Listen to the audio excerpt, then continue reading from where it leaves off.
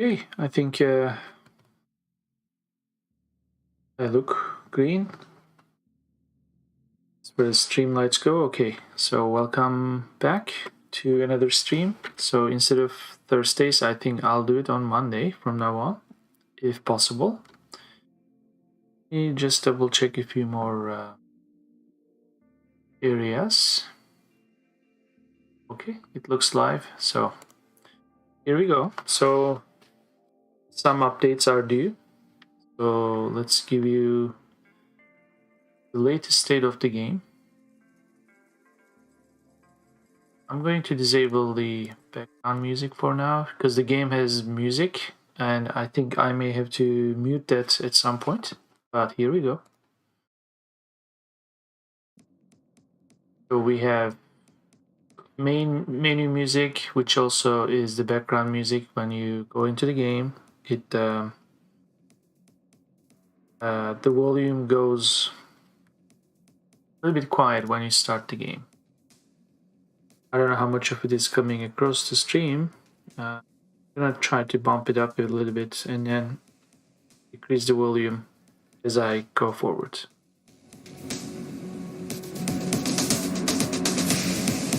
So I bet if I talk, I'm just talking over the music, so I'm gonna quiet the music down. Okay, so after this music part, let's start the game. Let's do start. So there are a few obvious mistakes there. The HUD looked like it was still occupying the gameplay area that actually has to go, and then appear as you just saw. Besides that boo-boo, the first level starts with UI elements popping up, and here we get to read the disposition. Basically, we are in this room, and our guy is saying that he's not feeling well. He has to keep going. So the target is reach the door. So I should probably disable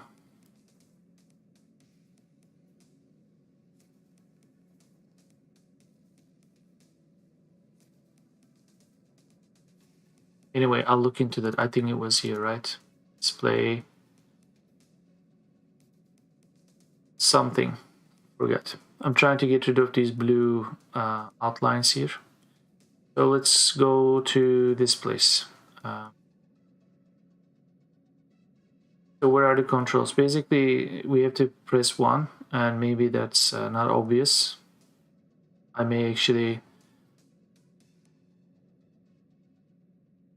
make this blink after a few seconds if the player is not doing anything. So pressing 1 will enable the controls.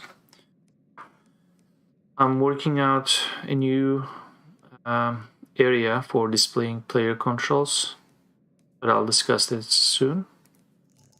So let's move forward. So when we get here, the text here is different, is updated. Perhaps a much more delicate way might be hiding this box during gameplay and sliding it in, so that way, you know, it will catch our attention and then we'll look at the text that is now different. The player controls are now disabled. We are reading the dialogue. We have to go to the next room. Now when we go to the next room,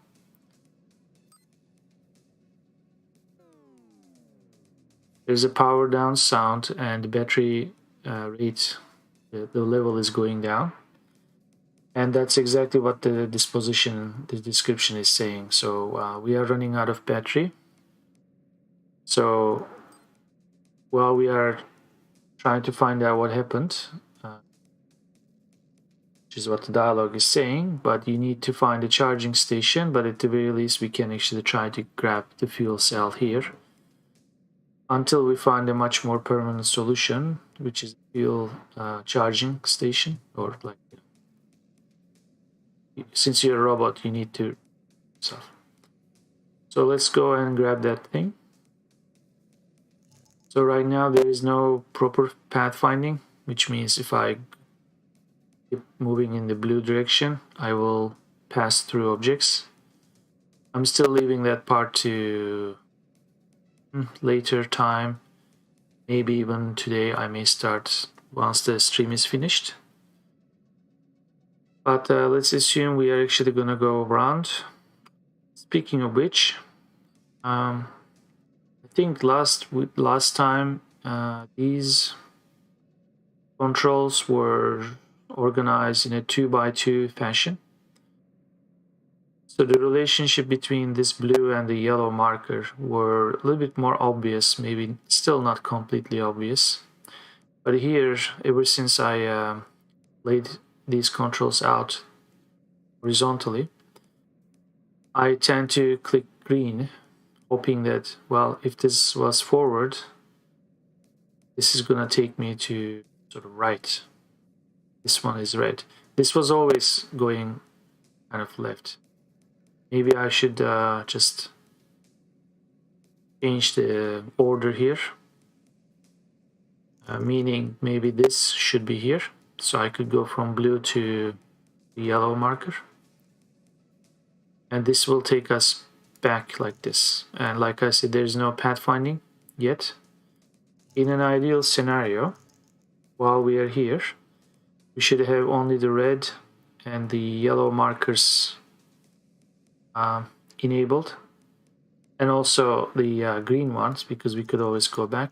So blue would be disabled, and then when we come here, we would only have red and blue. So those will be done later when we have proper pathfinding. So for now, this will do. And we have the power up sound. We now have even more charge than when we started the first level. This feels much better. And then we go to the third level. This is where I stopped last night. So today I'm going to lay out the third level based on dialogue option, or dialogue or disposition. Basically, I'm calling it dialogue, but sometimes there's just disposition, and you have your own sort of like a voice in your mind that's like, well, what is that flashing light over there? So you want to go and investigate. That will become the objective for this level, which is out of frustration I wrote something like this. So we can start doing this right now. Just before doing that, where I tackle that, maybe this will be the new control. So if possible, I'm gonna place a camera view. Maybe. Not sure of the perspective yet. But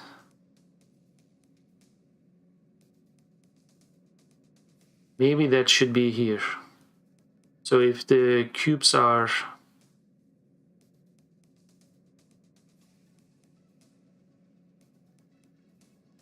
if these markers and the angle, the camera angle, is just so that it's aligned with the world, the player may have an easier time understanding that clicking the blue marker is going to take them in this direction, because it's just positioned that way.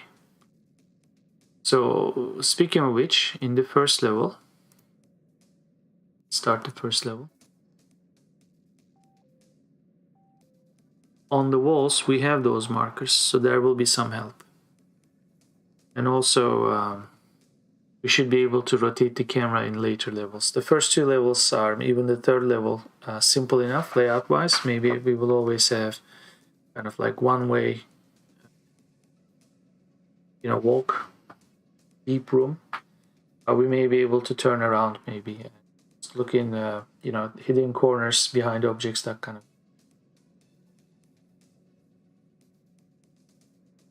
So this is where I am this week. And as far as the calendar goes, keeping in mind that all this work is still for a demo, this is not a full release, because there's a lot of story elements here that I have not written. So for now, 10 levels will be enough. Speaking of 10 levels, I may be pushing the days forward a little bit here and there if you have been following my streams. But I think this week, by the end of this week, I may be able to release, or at least a playable demo, so that I pass the demo around. And I have the Steam page details, and they need some time to review and publish the page. In terms of public stuff on Steam, you'll still have to wait maybe for another couple of weeks at least. So that should be by the end of this month. Considering I uploaded here, a few more weeks here, back and forth, writing to Steam guys. And of course, this is, taking into account or not taking into account possible problems. So let's get started with the third level. So we'll do more levels. Let's do that. So let's close the controls. We have level 1. We have basically copies of level 001 for the rest of the levels. I finished level 2 last night, as I said. So this room looks simple enough.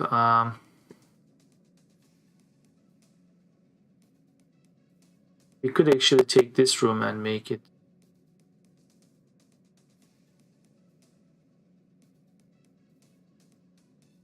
instead of starting from level 3, which is a copy of level 1. Close. We'll do level 2, save as level 3.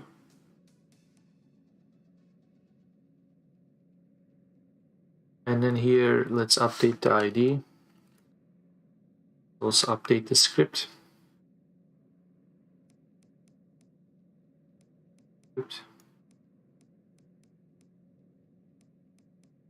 So the level 3 objective will be, there was a flashlight or flashing light.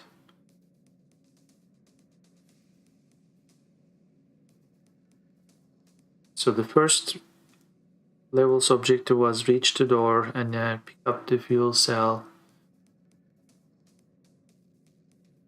investigate,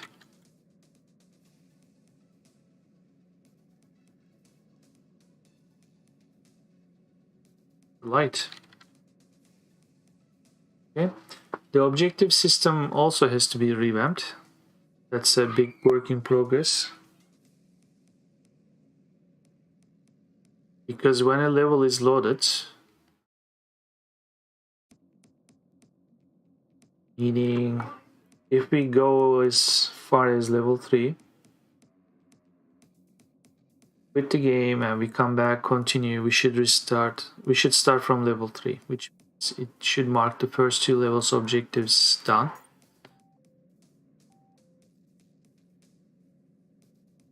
In this case it didn't, because I actually start the game and quit, so it thinks it's the first level. I may have a quick remedy for that. I have to find where I'm saving my files. It's under users, app data, basically where Godot saves user files, app user data.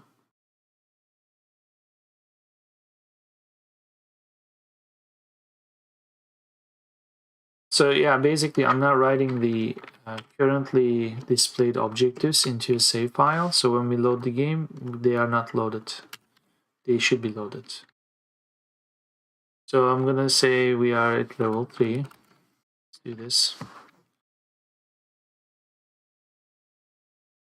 When we hit continue, so this is level 3, but since it's a copy of level 2, the layout will look exactly the same, but we know it's level 3 because this is level 3's objective. Here we would expect to see the first 2 levels objectives checked. But at least we have basic save and load.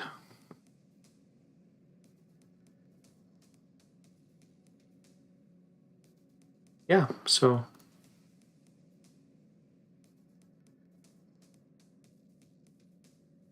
where do I go from here? So you enter a room, not so different than the previous rooms, except this room. Okay, so I need to show flashing light.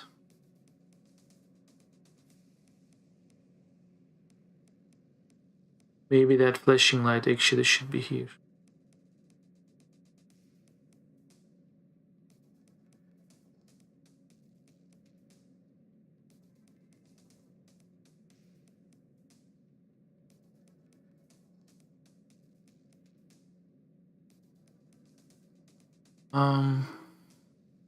Let me look at my props.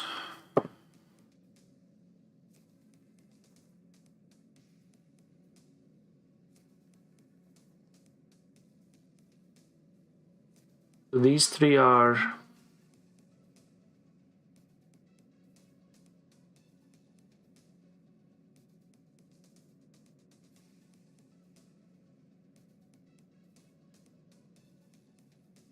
getting a scam call. Okay, bye. So let's look at the parts.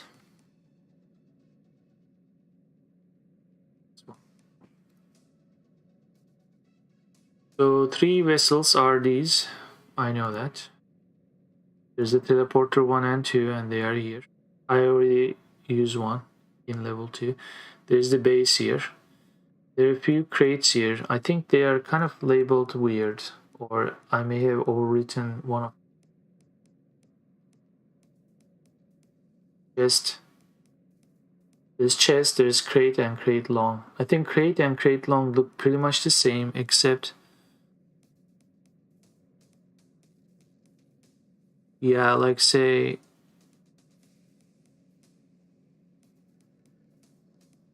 this one has a vertical sort of filter section here, and this one has a square one, and this one, once it's closed, it also is.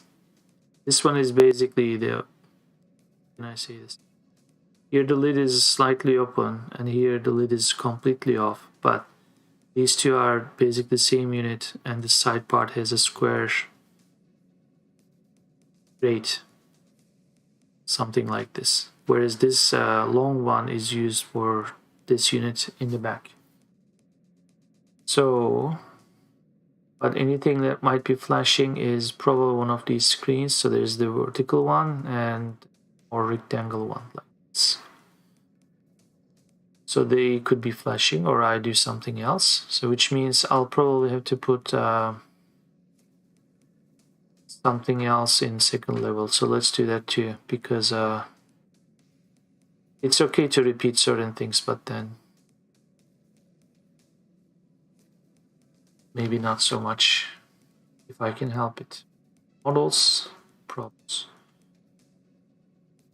Computer small. This is already computer small, which means computer is this. So let's just make this a child like this. Take it out. Delete the small one. There you go. And I'm gonna move this slightly back. In fact,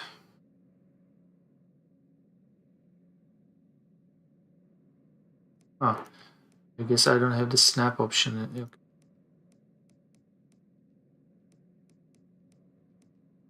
We can do this half a meter. 5.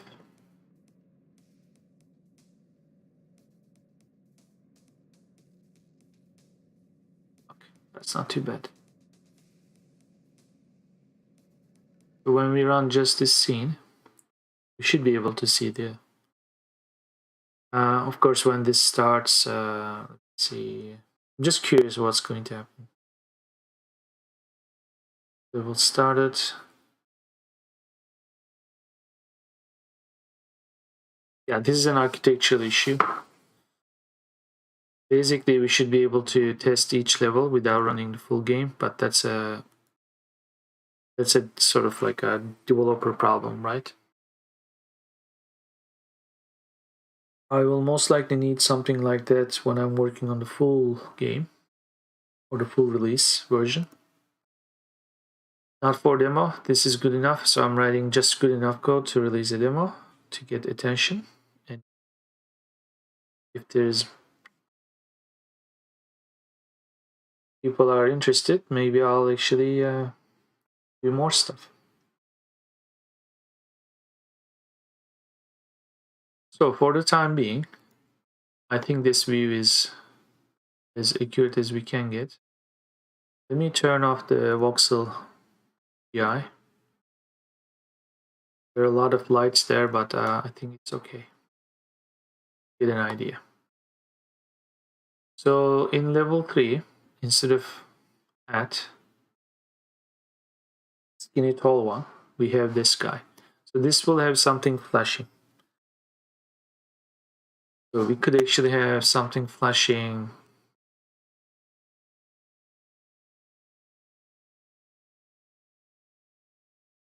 Let's stick something in here, like a mesh instance. This is actually a GLB or GLTF file. This is the model itself. This is not coming in here with its own scene, but I'm kind of treating this as a container or scene that I'm going to stick this mesh instance 3D inside. The alternative would be to create another scene that holds this one and this one separately, but I think there is something nice going on with this structure. So let's create sphere. Maybe we'll hide some of it.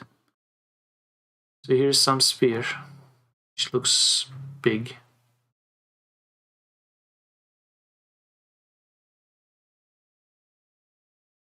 Now it would be nice to have these arrows pulsing, right? But that means I have to go into Blender and such, which could be done, but I said demo. So the radius here should probably be, this is alpha meter. I think 10 centimeters will be enough. This. And see height.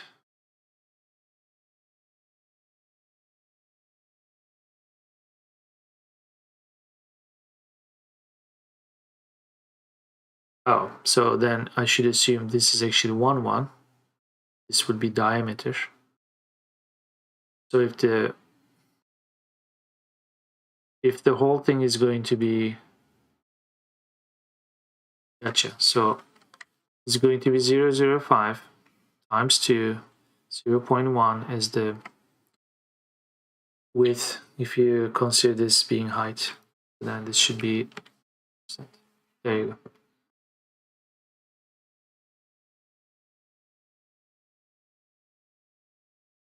They call it sphere, but then they give 2 ways to change dimensions instead of just radius. Okay.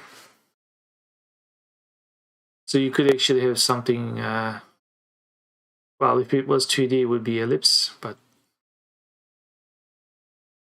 3D ellipse is the height. So this could be flashing somewhere.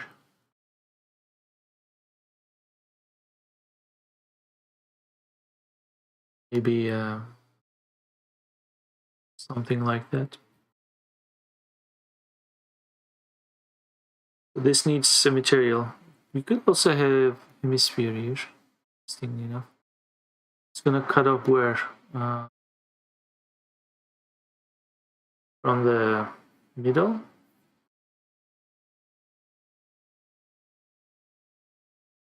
It's also weird too. That's because probably this 64 to 32 is doing that.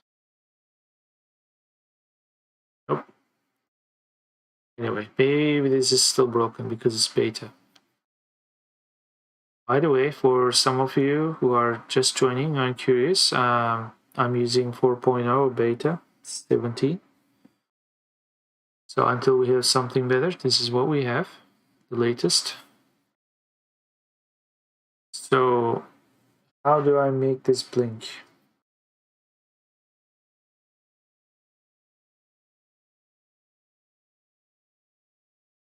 Could be some shader code.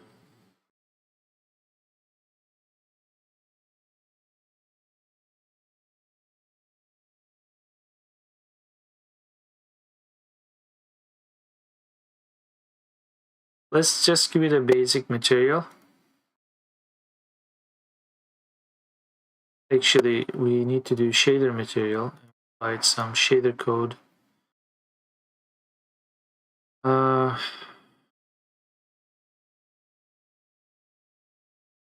Yeah, this is a whole other mess here. Let me now,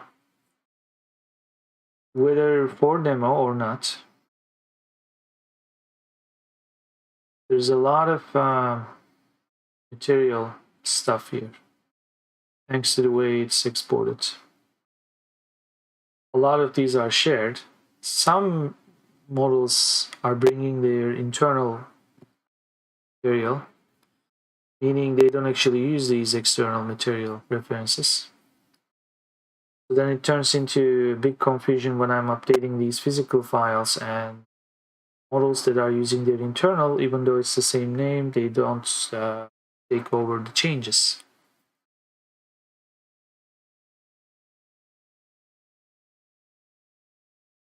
Normally, in other projects, I would have a materials folder, but after a while, I try to go with models folder and materials holding their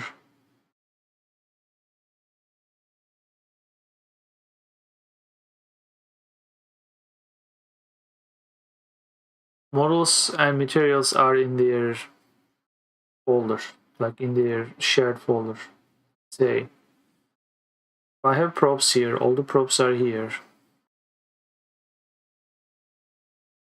That way, if a similarly named material, if it has different qualities, it's not overwritten, because that's the problem. You put two distinct objects in their own folder, they have the same material name, but if these material files are sitting next to the GLB file, then everything will be fine. And in this case, it really didn't matter, because all the props are sharing the same material, so this actually worked fine. But in this case, what I'm going to do, I'm going to call this flashing light, whatever that model might be. Okay, so this is actually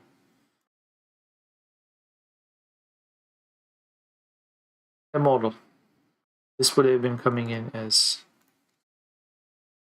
a model. Flashing light.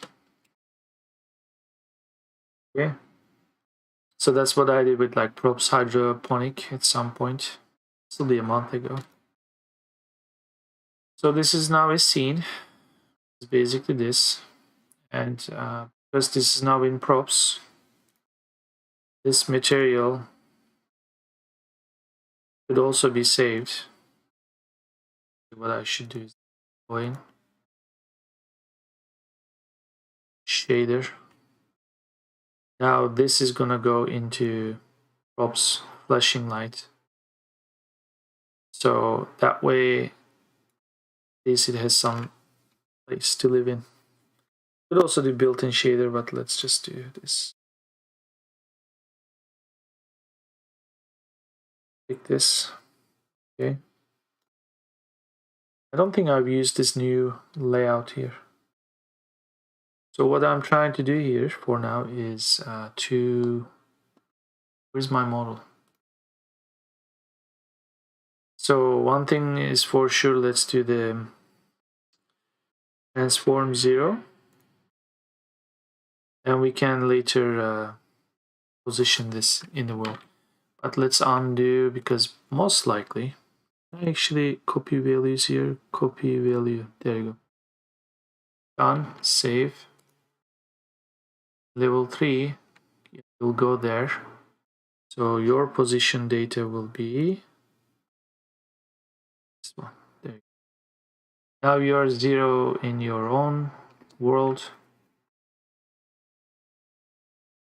So we want this thing to flash. It's just a sphere.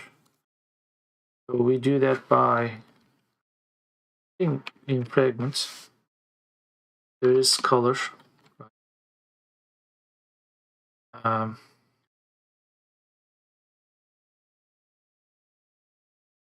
Let's try to paint this red.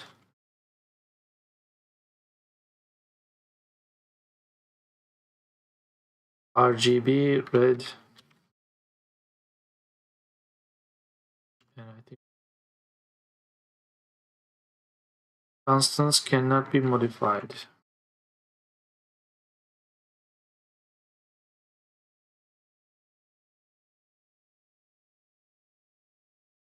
Color is already a vector. So what if I did this? Invalid arguments for the built-in function because color is a float vector, and in fact this is actually vector 4.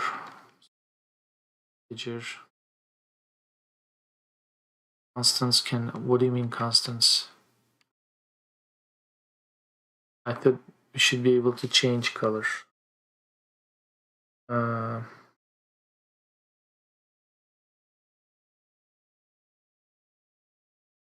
What if we just mess with the alpha? We do something like 0.5.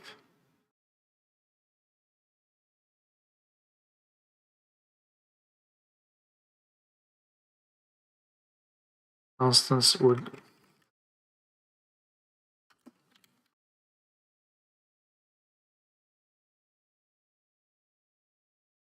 bizarre.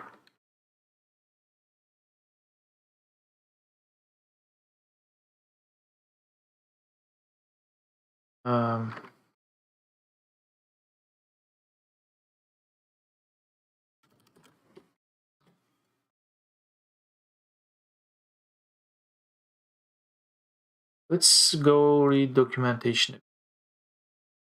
Photo engine. I see a lot of numbers today in the stream. Go to all the viewers. I see 8 people. That's a very good number. Hit learn and shader color. Let's see what comes up.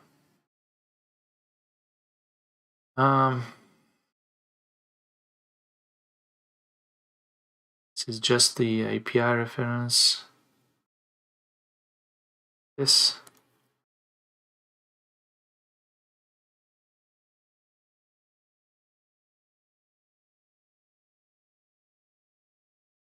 To be honest, finding anything in the document is could be quite confusing.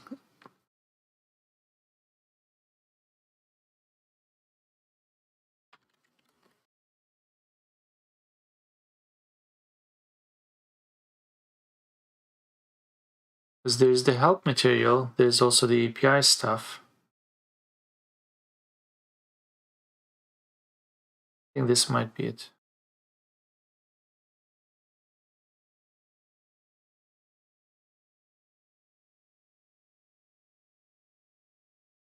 There's another page. It's like, I'll know when I find it.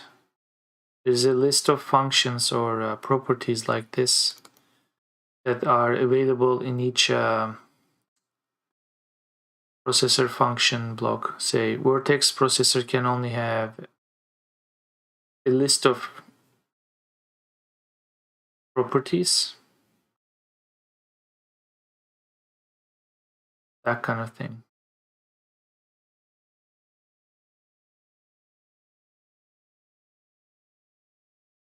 And also some functions are available or not. There you go. Okay. This, yeah. For example, in vertex function, you could do color from vertices, and in fragment, you could also have color, which is what I'm trying to do. Yet, color is a vector 4.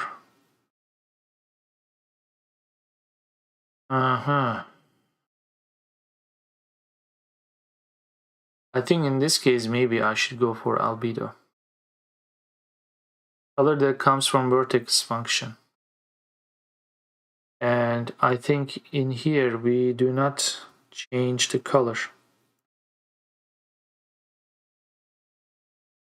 That's why it maybe says it's a constant. It's in and out, okay, and here it will say in. Gotcha. So what if we did albedo?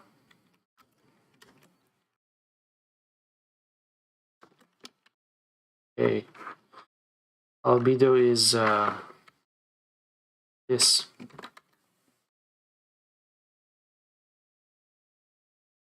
Unknown identifier. Well, yeah, it kind of looked unknown because when I was typing albedo, this, oh, okay, because this is vertex, because I stupidly changed it. Oh, okay, fine. So, invalid arguments to operator equals vector 3, vector 4. Albedo cannot have. Can't. Oh, it thinks of this as integer.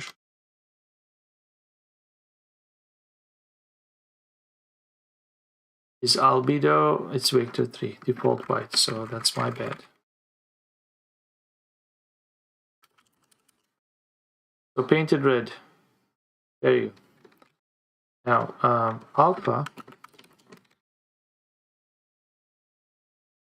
Is alpha going to be a float? Let's do half.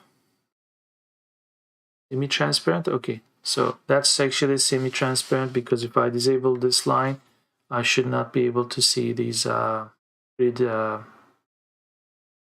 axis colors. And now I can't, so that's good news. So the flashiness of this could be done with maybe some like time function. So what if we did something like time?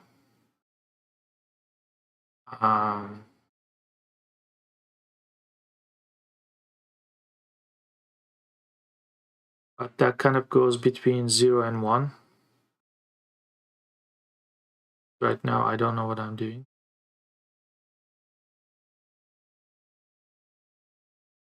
So this is when people use trigonometric functions. So let's do sin.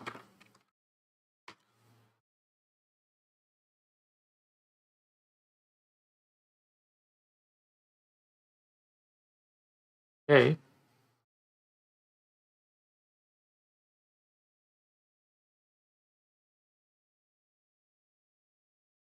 Why is it turning into green? The rest is okay.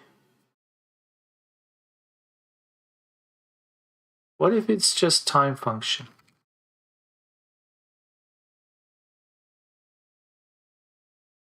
It should still turn green because I'm only changing the coefficient. So at some point, sooner or later, it's gonna converge to that green.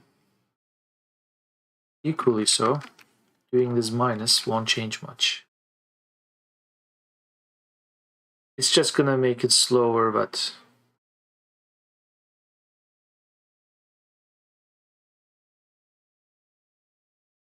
while I'm at this, let me put on the background music.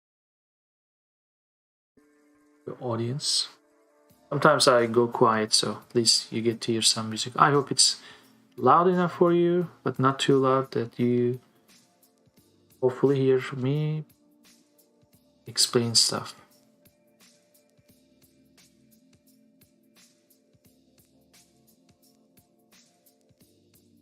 So basically, let's comment this out. When alpha is 0, it's, well, like this 0.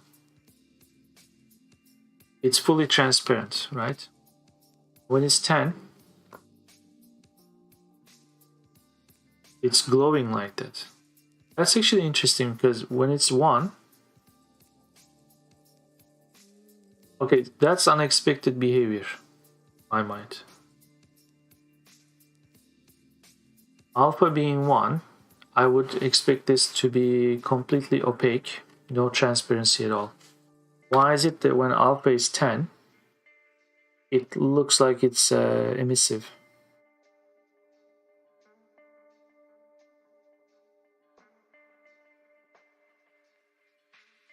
That's just bizarre. Speaking of which, there's also emission. Emission is somewhere here. Emission color can go over 111 for HDR. So this I would expect. Alpha. Alpha is between 0 and 1, apparently not. This might be a bug.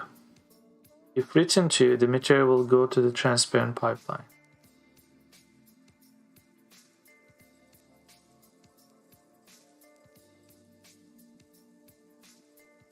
So let's do emission.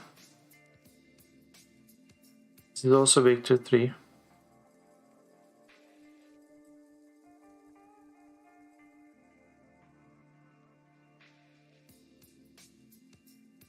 Which is red. So without changing anything about albedo, the emission is like this. Can go over 111 for HDR. Now, if we do this too,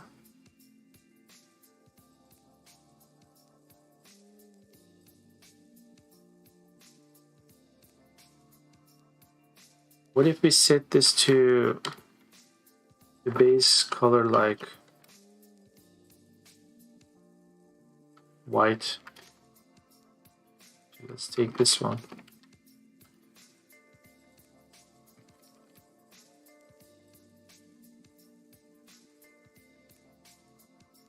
Are you doing anything?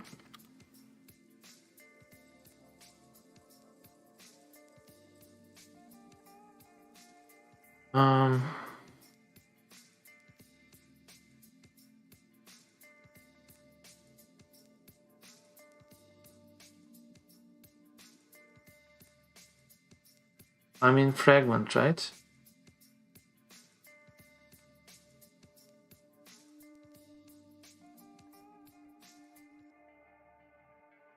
Emission color.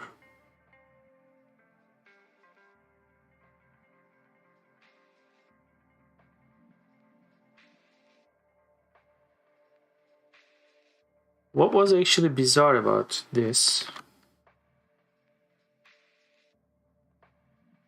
Albedo plus alpha with higher value than 1. This acted like emission. Which makes me ask this question. Can it be redder? Wow, okay. This is also unexpected.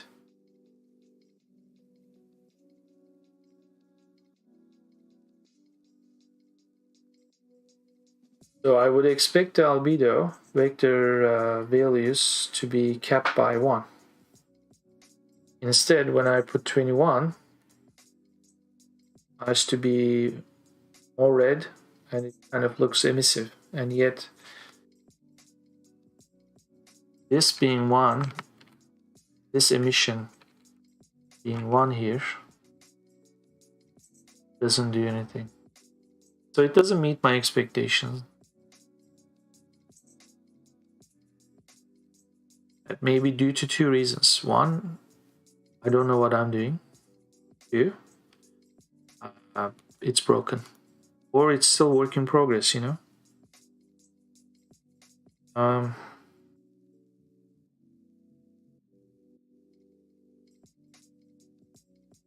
Shaders going through the transparent pipeline when alpha is written to may exhibit transparency sorting issues. That's kind of not my problem right now. Okay, so can I take advantage of this at least? Say, what if we did some kind of like min-max?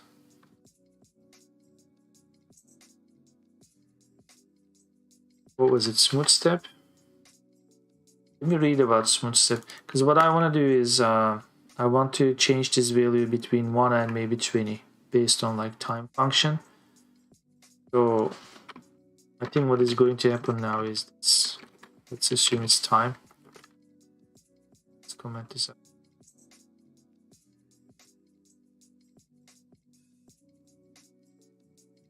I think this is when we do the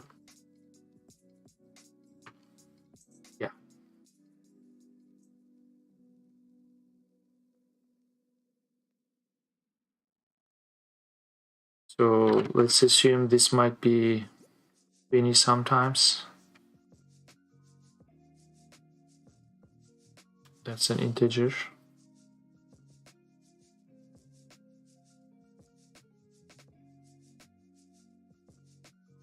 We still have that going to green problem, but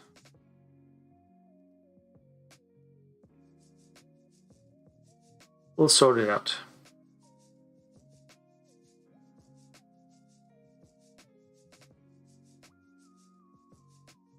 So I can't remember whether it was which one of these was between 0 and 1.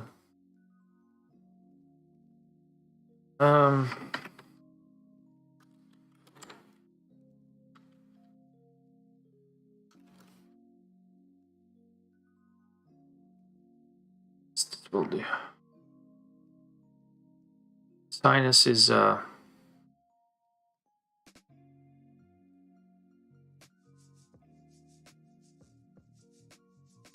0, 1.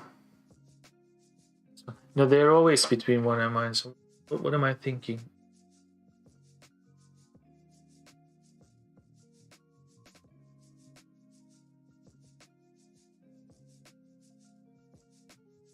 So I could get the absolute values. Let's do that.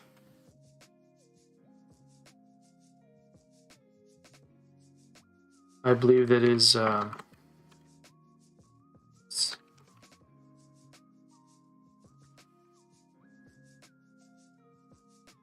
okay. So because it doesn't go into the negative, this is fine. This looks like flashing. We may have to adjust the distance perhaps. So let's look at this in this context. Okay, this is level 3. I'm gonna look at my save file. So if I run the game and you should start at level 3. So there is some flashing light here.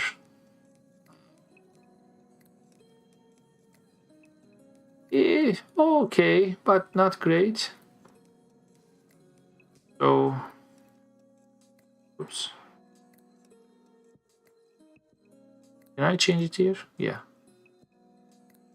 So what if this is like, I don't know, 200? Go nuts.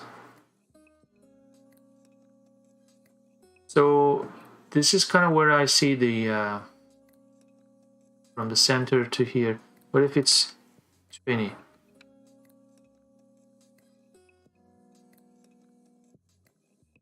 I don't think that actually changed.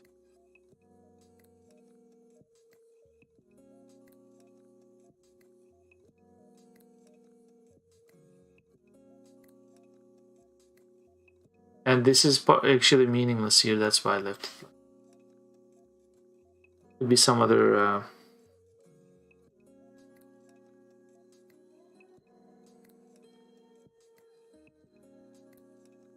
because if I do this, it's not gonna do anything. It's just going to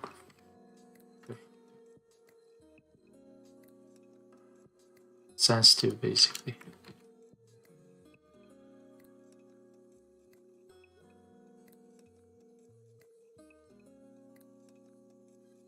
Let's run the game again. Continue. It looks more flashing, but it's actually missing that oomph. It's a seizure lamp. So let's it's bigger.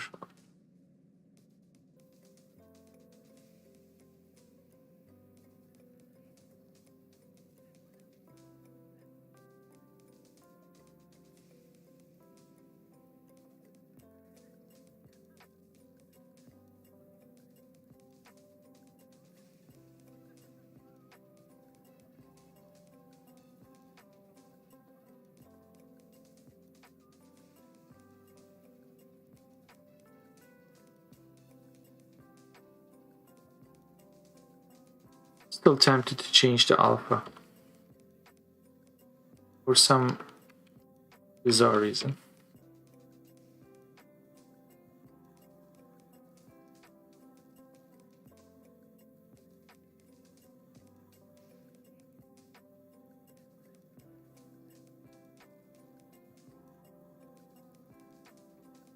So let's put a uniform flash rate, something like this. It's a float, and you don't think you. That's right. Let's make it 200. Expected data type.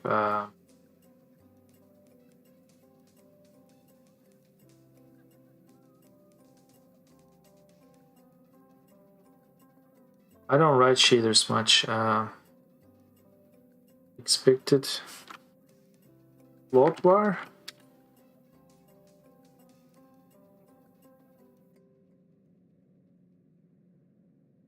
Expected a semicolon. Okay, let's look at a few examples. My mind is just going in a lot of directions, so vector something. Okay, you don't put var. Uniform float, that's the variable. There, flash rate. And now we have this thing. That may be a slider. So that is going to be flash rate times something like this.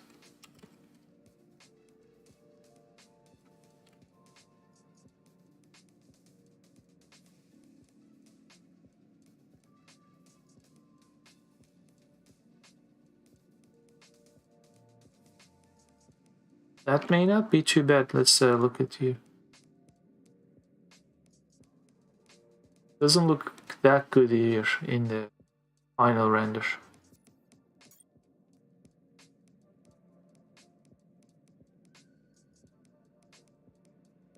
In fact, I don't see any change here.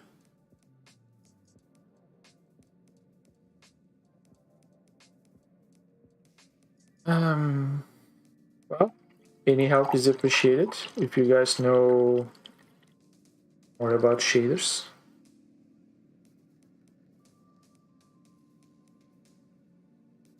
Or you could just be saying hello.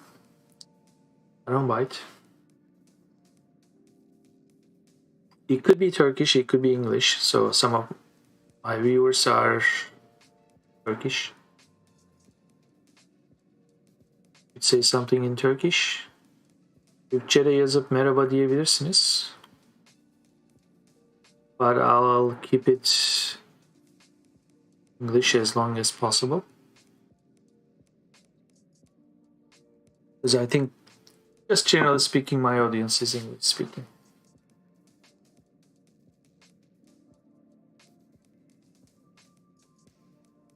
So here's a vector 3 flash rate. Oh, difference here is flash rate is, this shouldn't matter, whatever value is, right?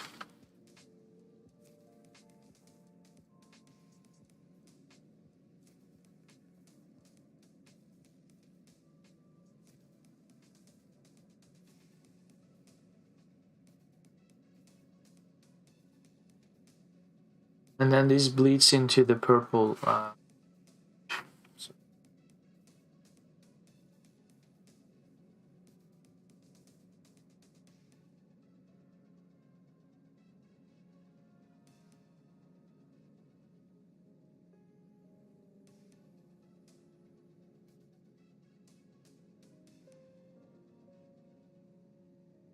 Let's get some help. Let's say Godot flashing flickering light shader. Smooth flickering light in Godot. You could be putting actually a light source there too. In fact, I actually did something like that for like in a book that I wrote. I may actually go do that. Let's go to GitHub. We'll use my own code and stuff from my book. Chapter 9, where we laid out the level. Chapter 10 was where I was doing the lights. Speaking of which, this is the book.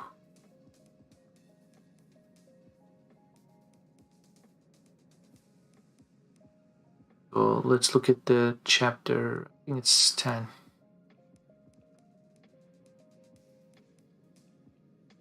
Making things look better with lights and shadows. So this is what I did. So we have scenes, most likely, but back then I put it, as I was saying. At this point, I'm exporting models into a models folder where we have sconce, which is the GLB file and the scene file here as like a unit. These two are holding their own material. Or, I mean, these are the materials for sconce. If a fire material exists for another model, but with different properties, that way it's not overridden. So here, if I recall, I have the model itself in the scene and an omnilight, and if I do recall, there is light flickering animation, and that was introduced in 14 in the Finnish version. Models, fonts, because it also came with animation. There you go. So there's a flicker animation.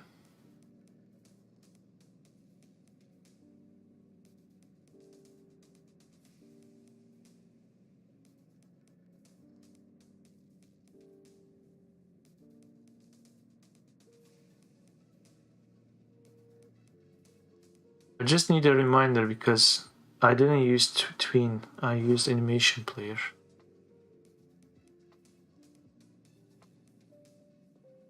There you go, animation. Which had flicker animation.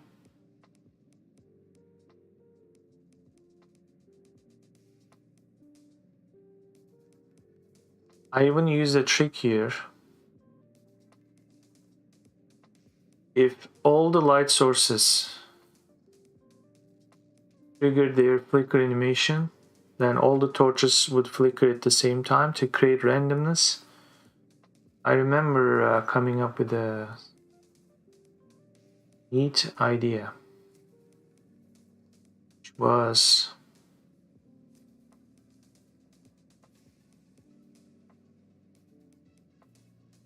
that won't matter though. So for now, all we need to do is to put an omnilight. Just let it pulse. So let's keep it simple. And maybe we'll do this part later. Basic things, right? So flashing light is still this object. It could still stay like an object. Maybe this should still be red. In that case, maybe we don't need a shader material anymore. All we need is some reddish color.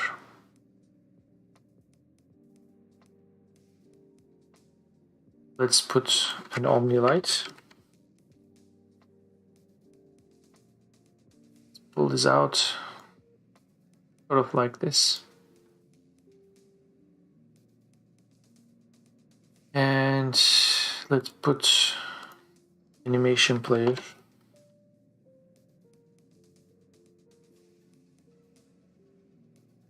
Let's put animation here, pulse. This animation could be as long as 2 seconds. And it's going to do property changing. I think this is something I like to do.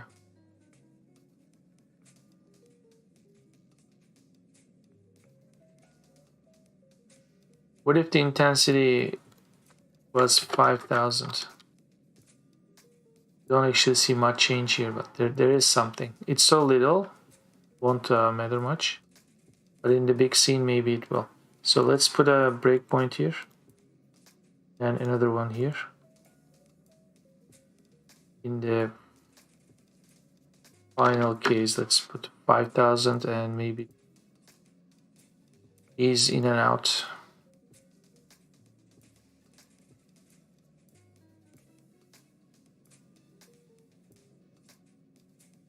Yeah, I want to do animation looping, but back and forth, not normal looping. Because if it goes here and comes back, the starting point may not match the end point, because like one is 1,000, the other one is 500.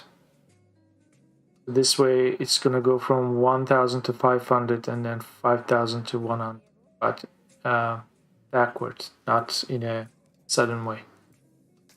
And you also auto start this. So when we save this, go back here. I don't think this runs in the editor. So we gotta test this.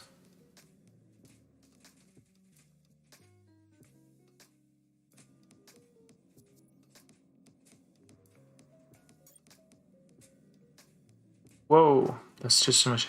By the way, since this has happened before, my viewers try to type in the chat. Messages were never sent to me. I'm always a bit hesitant whether that is happening again. So if at least one of you could just say hi in the next video. Because I honestly don't know how to fix that problem if it's happening again. Because I wouldn't even know where to start. But at least just so you know that I'm not ignoring, because you might be typing and I'm not really seeing anything. So that's just awful. This is actually pulsing between 1,000 and 500. So that's good news, but it's just too much. Right? What if we had a way to, well, there is not enough surface here to see the effect, but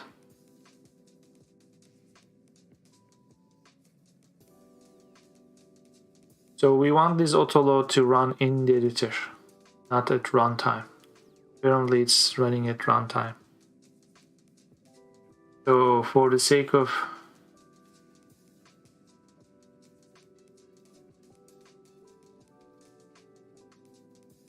checking things in the editor, I'm gonna create a script here. I'm gonna call it tool. It's going to be a tool script. Func ready. We'll do player play pulse.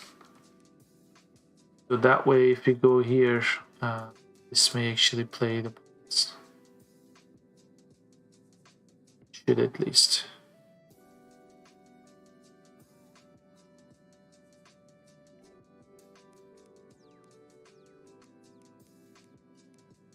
Right? Right?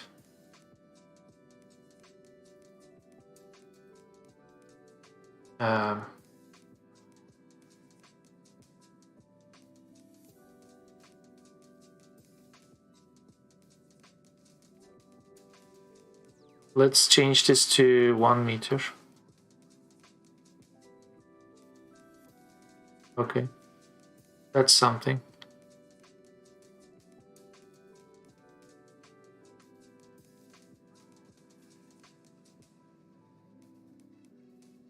So since nobody typed the last minute or two, it's safe to assume that the chat is still broken, so I don't know what to do about it.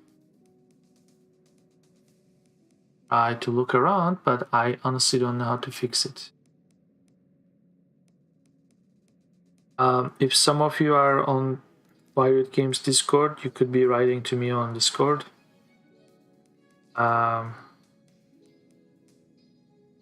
Maybe there's something I need to do. I don't know.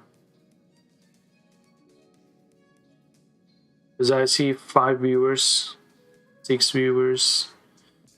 It happened exactly like this last time too. A lot of viewers, and then messages piled on in the last 15 minutes of the stream. Really, there was some mistake.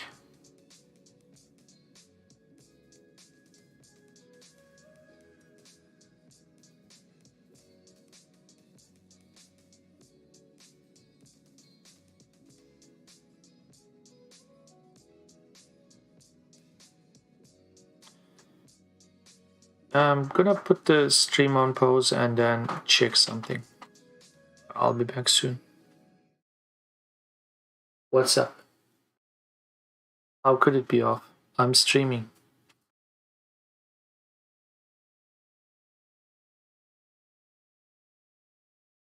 Explain a few things, but I'm just browsing. I don't know, like I was in the kitchen.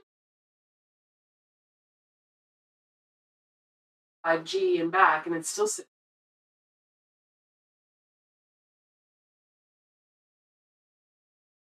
Sorry to interrupt you.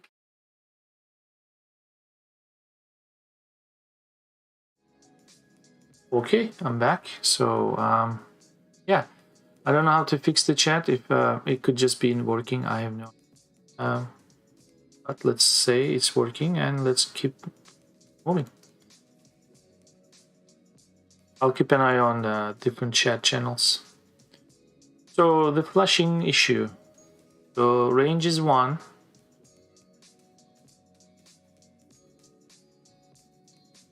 So here is where we can actually, no, not here, here. We see some stuff happening. If only, I think the reason why I went with shader, so that we would get some kind of transparency. This is too sort of overwhelming here. I will change the attenuation. See if that actually does something. Kind of does. Changing the color might be another option. So that color might be reddish. Okay.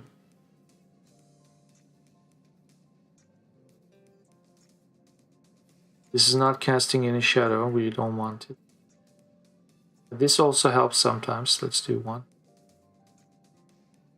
Turn into a horrible thing. This is actually kind of okay, but it's reflecting this weird color. Maybe this should really be red. So, okay. Let's just, okay, this actually really made things worse.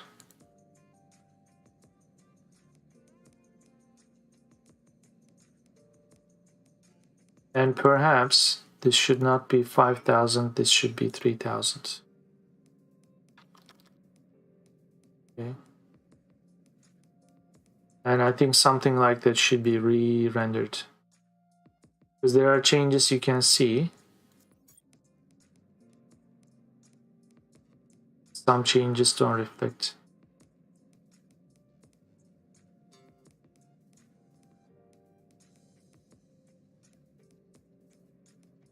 I think it's close. It's okay enough. There's some awful artifact here though. Like the light is sort of bleeding or like doing some weird stuff.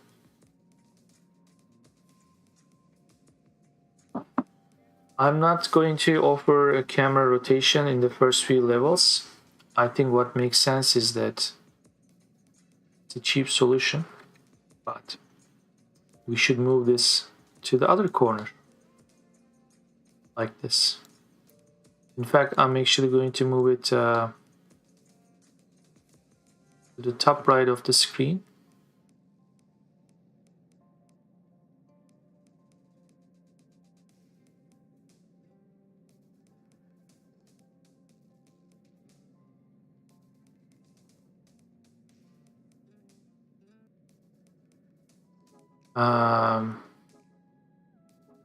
Maybe not too much.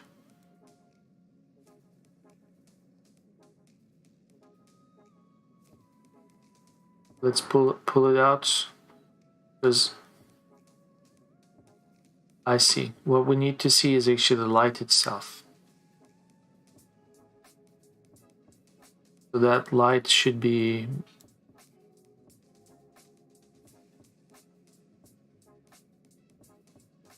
okay. That kind of makes sense. It's like 1 unit this way, maybe 1 unit out, up. That way, if half of the sphere is inside the unit, Omnilight will be out.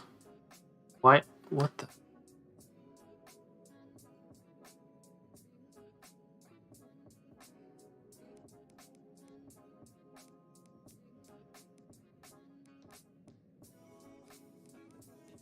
Oh, okay. Yeah, okay, forward facing this way.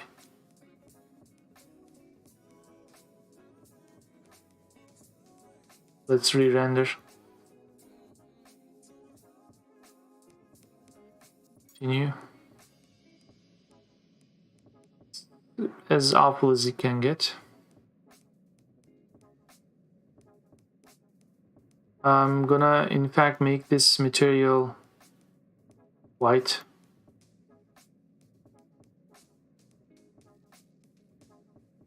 So at least the light is let's see if this is gonna make a difference.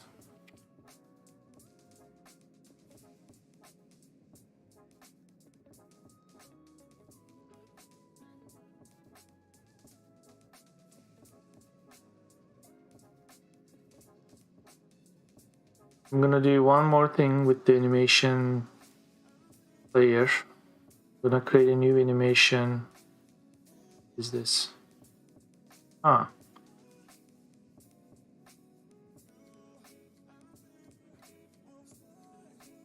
Okay, this is what I'm going to do, reset.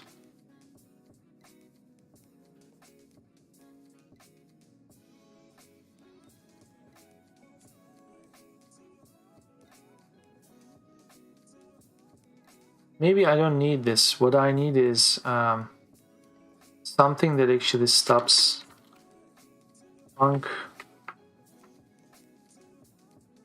Let's call it stop flickering for now. What this should do is if animation player is playing,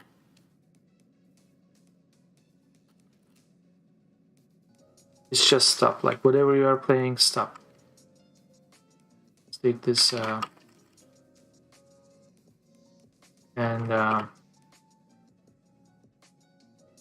let's call this start flickering, start pulsing. Okay.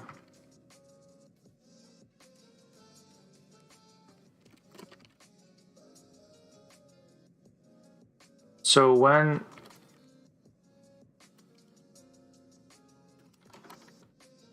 something happens in the game, which is something.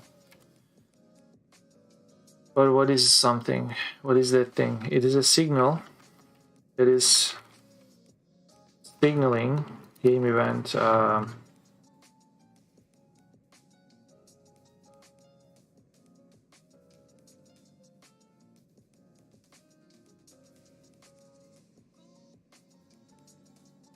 I'm gonna call it terminal.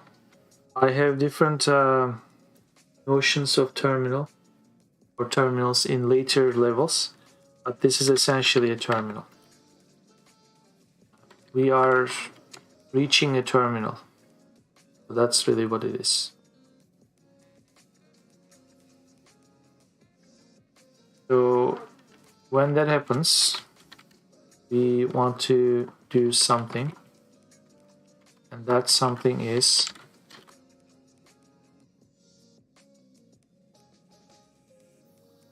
start pulsing. So when the game starts, or on ready, I actually wrote the wrong function, stop pulsing. So I need to put area 3D, which is actually my goal marker. Okay, so for testing purposes, I'm going to just noticing something that's irritating me. These yeah, so the lines between node markers, the circles, they should have been white and now they are suddenly gray because apparently Godot can't manage materials or something. I don't know. It's weird. Which is something that I'm noticing, like there's some weird stuff going on with the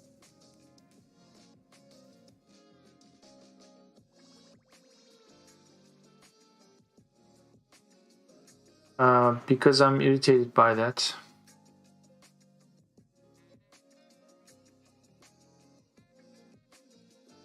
It's a node marker which is open anyway, which is actually a marker material, which is this. So this should have come. Where are you? Not this one. This one.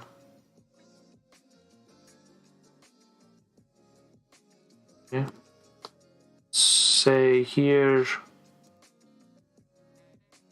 Say, for example, this one. They all share the same material, but models miscellaneous marker material.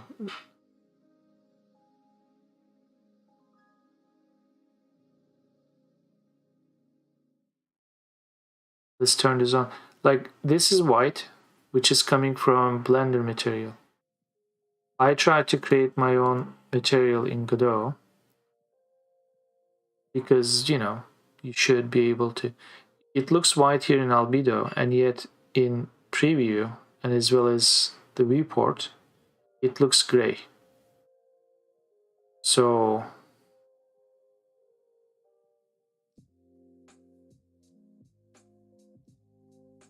because ambient light is affecting it, so you have to do.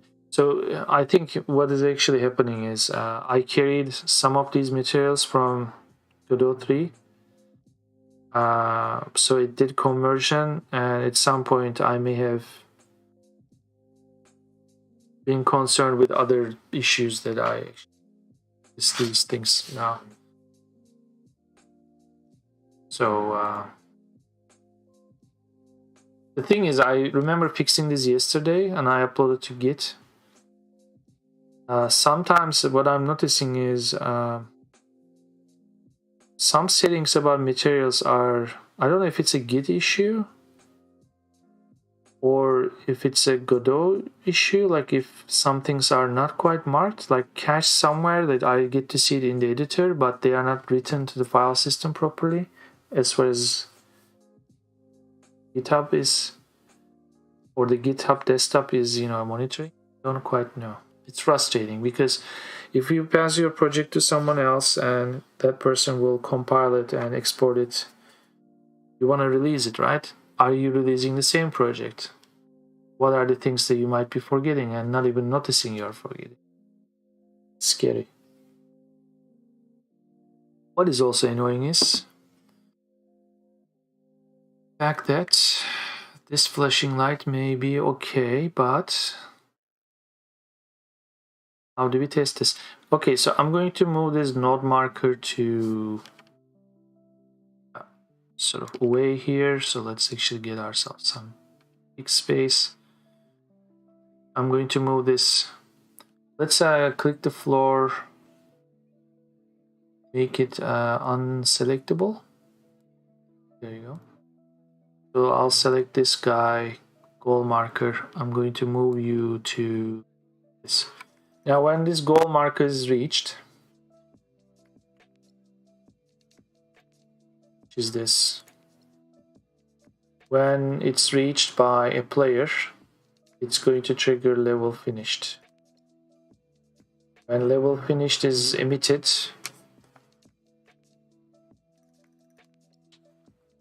if I recall,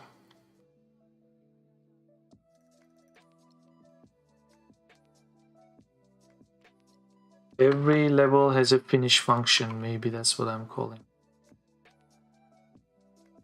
Yeah.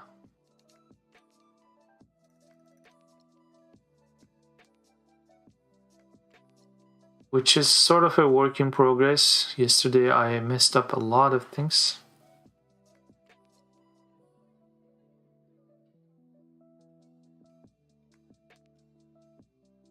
Because I know this is cold.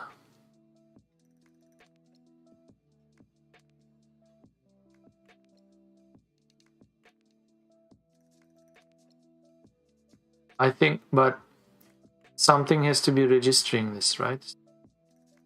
Something has to be calling this levels finish, and I think that might be in level manager. When a level is finished, yeah. When a level is finished, level manager is basically telling the level, go call your finish function. So that's how it's going to do. Alternatively, we could put this in an onReady event in here in the subclass. It's an architectural problem. It's all a work in progress. So finish. When finish happens, as far as this level's finish is concerned, what we are trying to do is this: event pass, game event, terminal reached, limit. Okay, so let's run the game. Let's continue. So this light will be flashing, which is flashing. Looks awful, but it's flashing. So here's a target. So let's get to the target. Go one up, one left, one up. As soon as I reach here, I would expect the text to go to the outro disposition and this flashing light stop. And it stops. And we have the end of level text. So this recording is basically saying, I'm leaving this recording, blah blah. So in the other room, there's going to be a terminal where we can actually do live talk. We don't know who this person is. It's a question mark. And I guess I'll do as she says. And you click this and you load level 4, which kind of exists, but it doesn't. Let's open it up. Level 4. The script is missing. Also, this is still the copy of first level.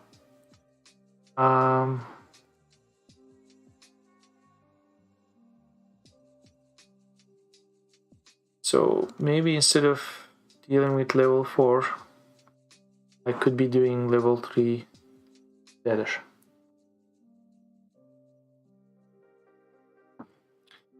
At least layout wise.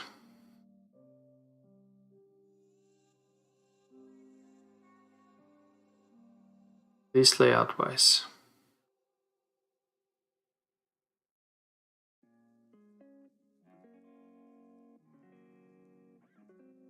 Or the animation could actually be.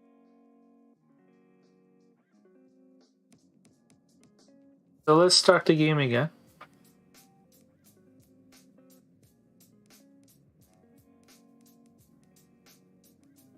So this is pretty much the first level. I think I'm kind of okay with this.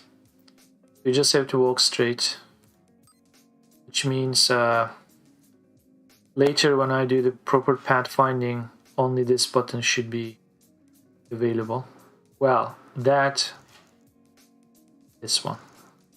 when I move forward. Either way, we come here.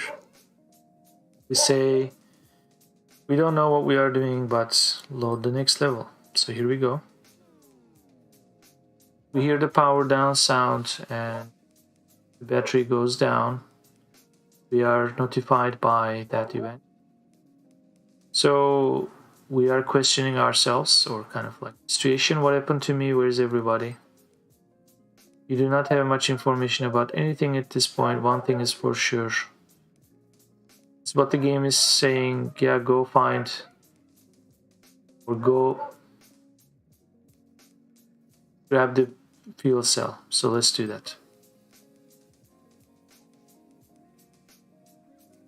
So I'll just walk through this teleportation unit for now. Okay, we have the power up sound and battery is better. So level 3. We have that flashing light. Yeah, that just looks awful.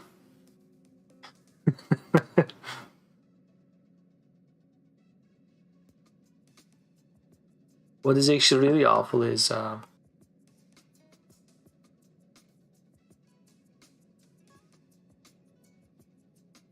I know this model. Let's look at it closer. That is computer.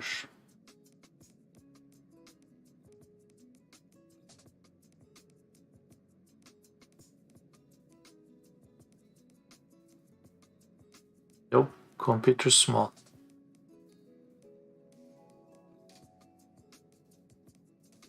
This guy.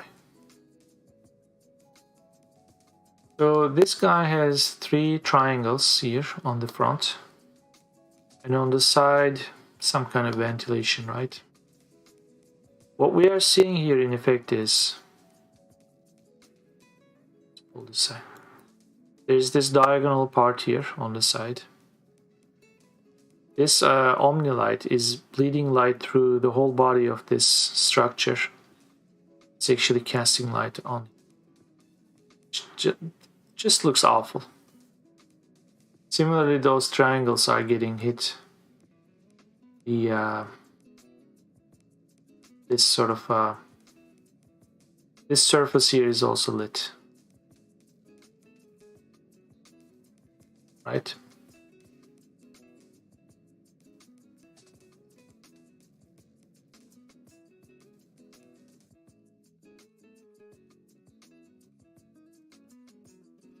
Hopefully, for a quick fix,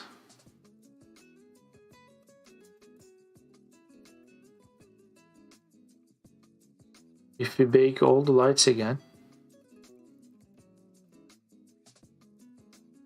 we continue the game, we start level 3, nothing has changed.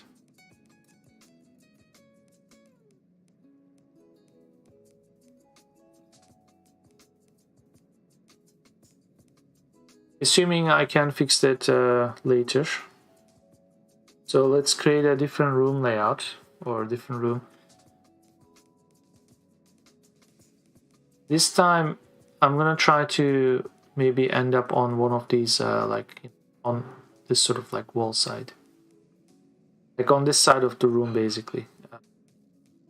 Hey Omar developer, thank you for joining the chat. I've been worried about chat not working.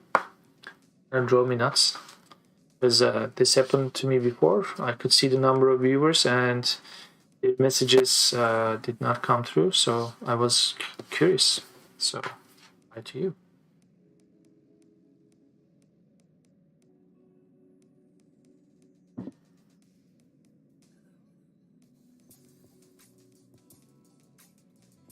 So, how are you this fine Monday?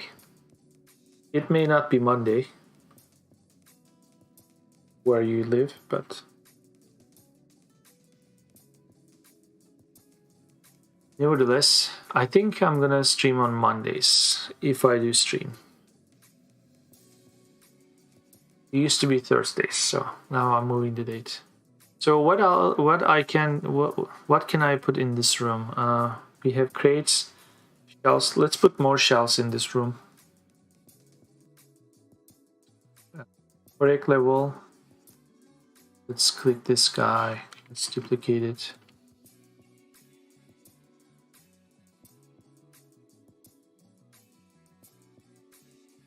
You're good. That's good. Maybe we have one of these boxes.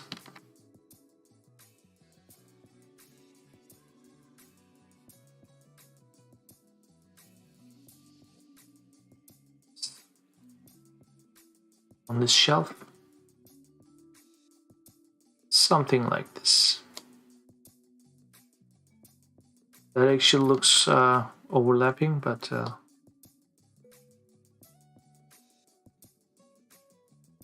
something like this. And if safety was an issue, the foreman would say you don't put heavy bulk objects on the top shelf like this in case you walk by and accidents, happen. But who cares about safety, right?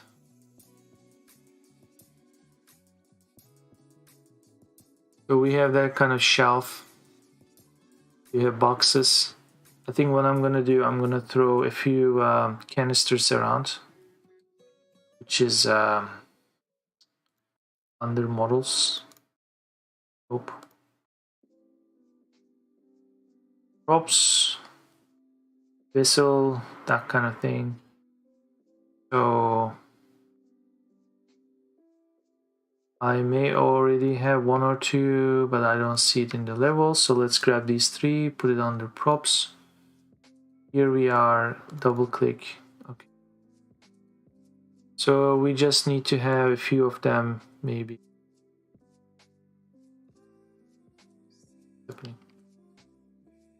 Go here. So there you go. Rotate a bit, put it somewhere here. Duplicate another one. Maybe this one is rotated like this. The origin point is, of course, bottom. So let's put another one like this, which is sort of floating. This one might be floating too.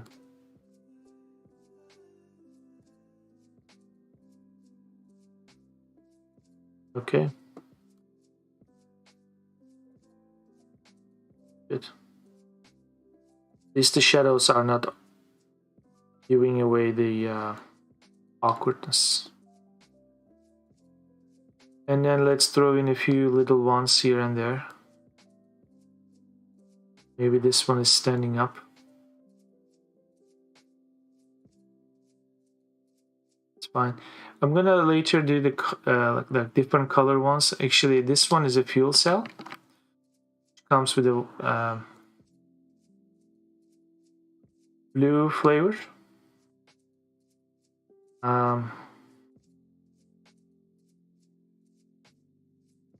I'm going to place a few of these on the shelf here. It's not going to be accessible by the player.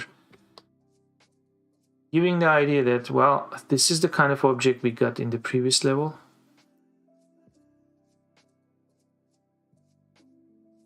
It exists in this room, but it's not accessible by the player. That kind of frustration.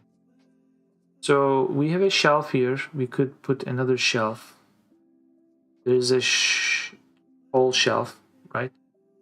So let's put a tall shelf in. Oops.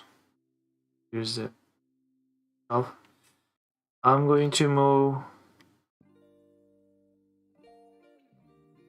this one over here. I'm going to move the door to 1, 2. Here's 1, 2. There's some, I think, unit here. Let's move you here. If I recall, there's a half wall here that I made.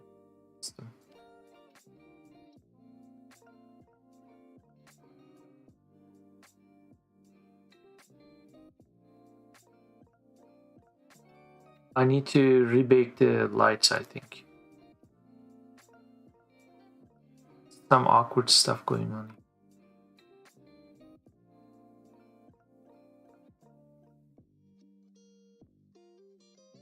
What's this?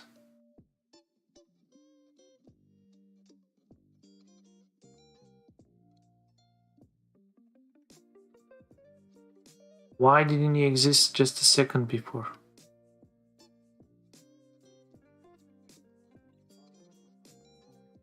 Okay, let's get rid of you. Some weird stuff going on sometimes.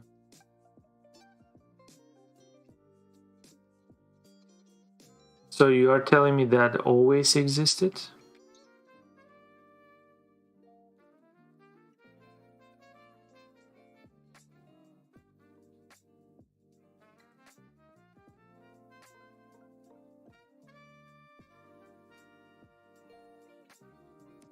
Start the first level. It's kind of okay.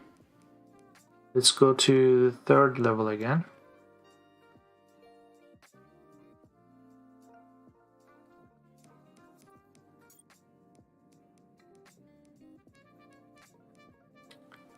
Interesting. Anyway, maybe, just maybe,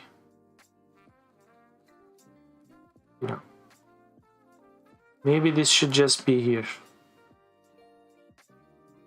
And if you're gonna do that, do it right. First move the door. Okay. Maybe this room should be narrower.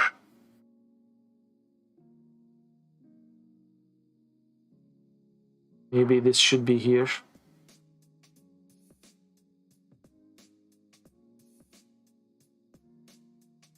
And this shelf should be here. Which means I'm gonna have to push this stuff in. Because this room's significance is reaching the flashing light.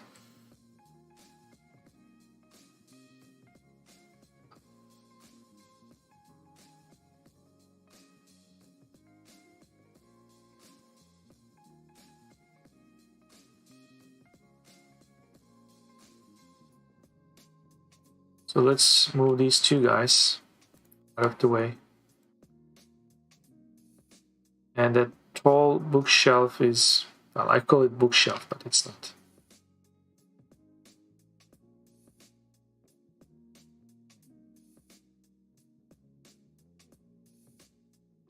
Okay. By the way,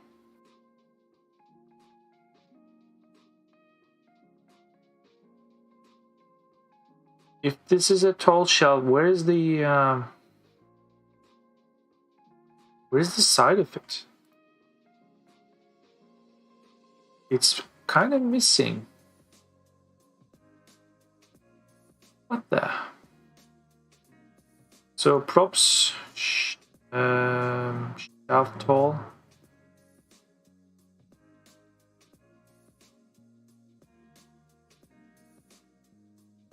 And yet it's here. But missing here. What the?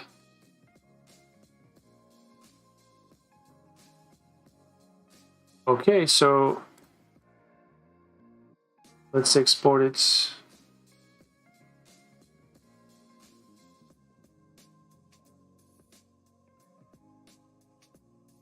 Head to quick favorites.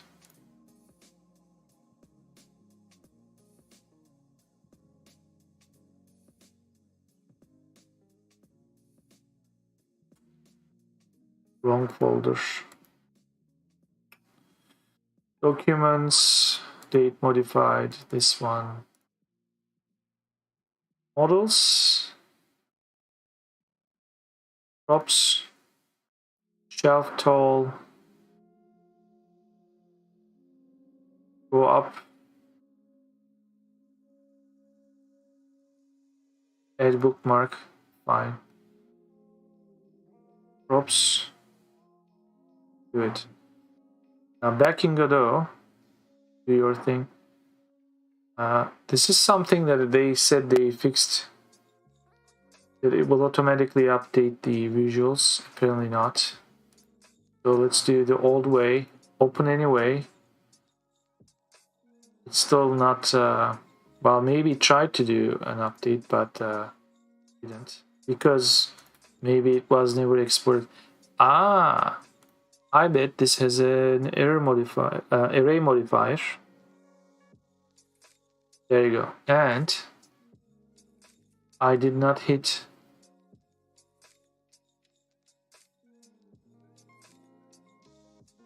apply modifiers. That's my mistake. So going back, do your thing. There you go. Okay. Now I guess they fixed it. We don't have to do open anyway or refresh tabs. However, I kind of got back to this tab, which kind of refreshed the tab. I don't know. I'm still skeptical. Whatever, it's working. So this shelf is taller, which means it has one more shelf. So in essence, these two now are kind of at the same height, right? But here, this fuel unit will come and be stacked here. And I'm going to stack it a little bit higher.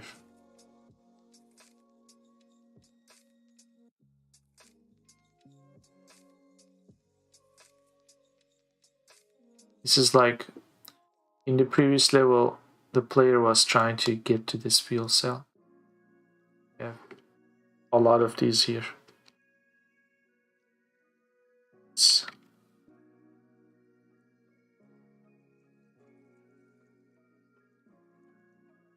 something like this.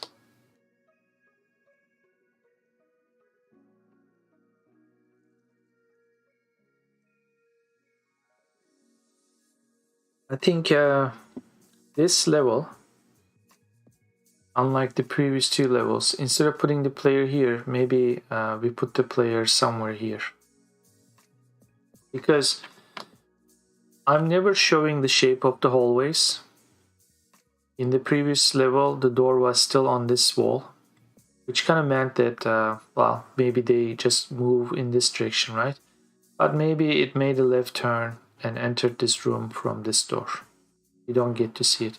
In later levels, I'm going to give the player a chance to rotate. Well, not really rotate, but if the player goes to a certain spot, and if the view is going to be blocked by tall objects, if this is the tall object, and I'm kind of going in perspective sort of behind this object, I may move the camera this way so they see deeper into the room.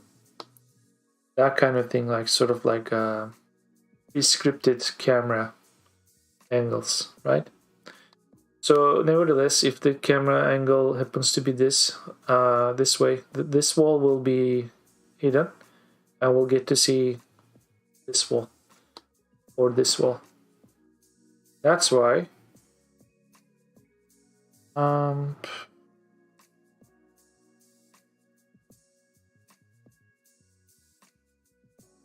miscellaneous? No, not miscellaneous.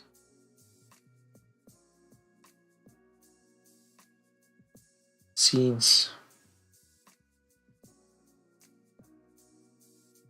That's why having something like this sort of like 3D view-like thing being here may make more sense, so that clicking this blue marker, if we have a blue marker on this wall, speaking of which, let's put those markers.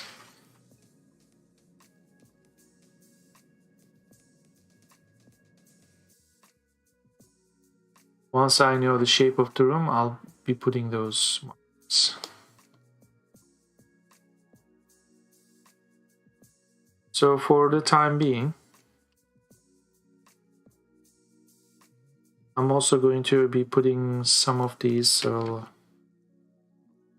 in here. Can I use one of these here vertically? That would be pushing it. It's possible, but I probably shouldn't. Maybe they should be stacked up like this.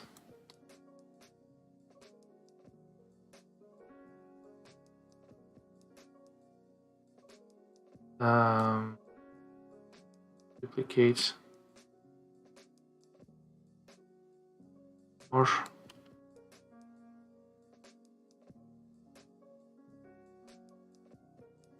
something like this.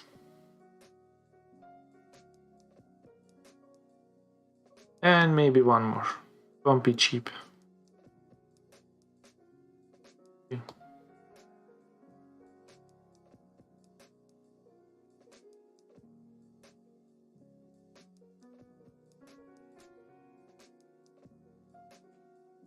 So it's as if I need a... I'm gonna come from this direction.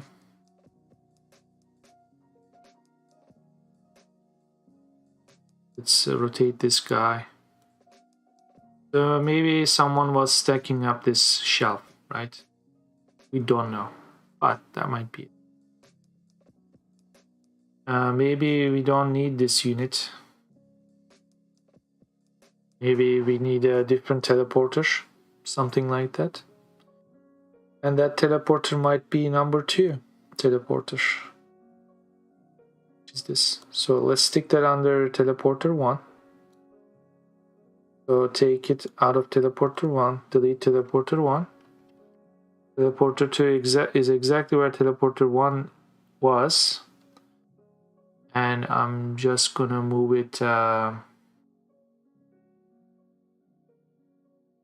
somewhere here for now.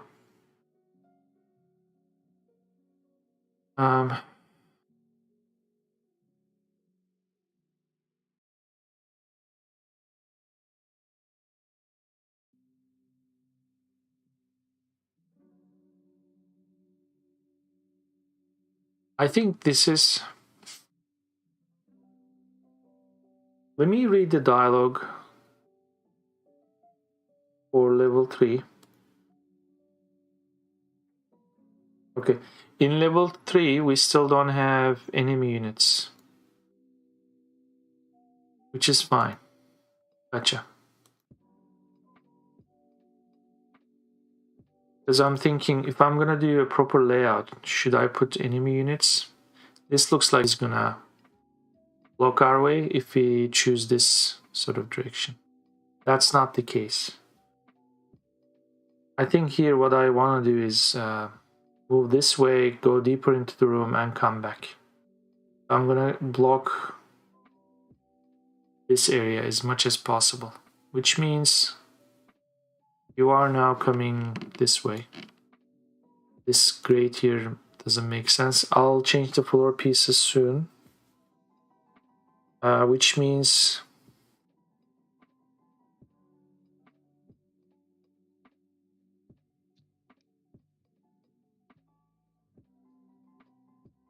okay.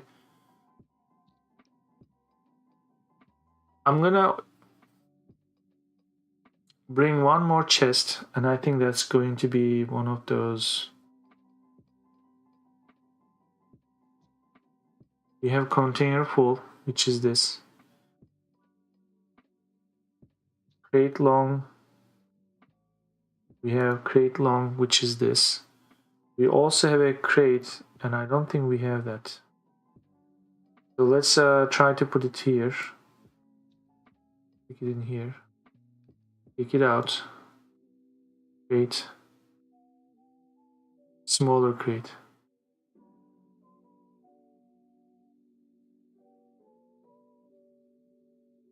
What I'm curious about is this. Where is this one? Or would that be...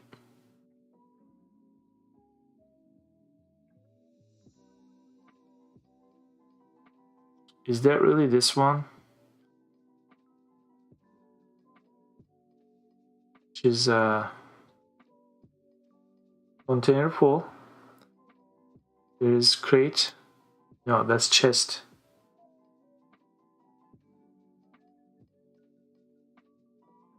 So let me open that chest in Blender.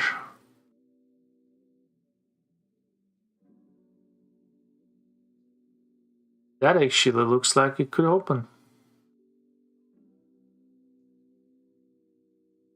I think what I'm gonna do for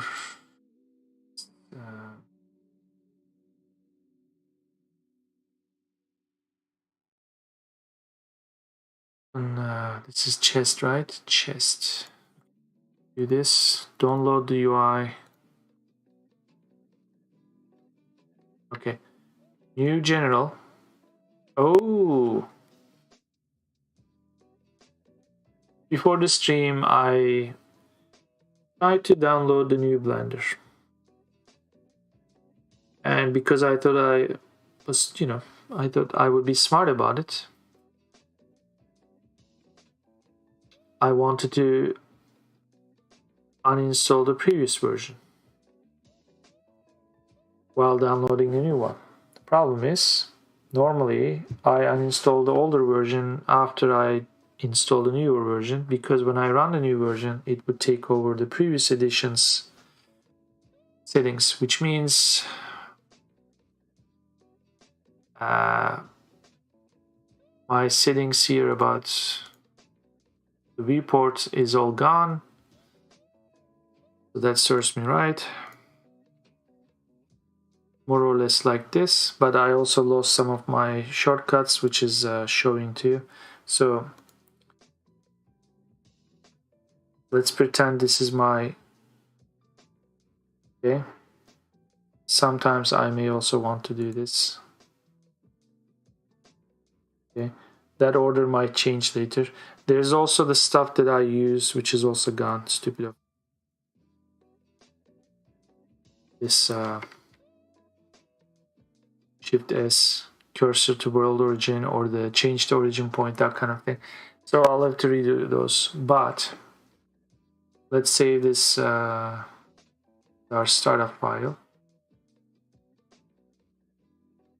So now open, don't save, chest. This is what I want to do. Okay. The reason why I did that kind of load instead of double clicking the blend file is because when you double click the blend file, the person's Blender settings will be loaded, whereas I want to keep my own layout because the artist has a different layout and I just don't like that.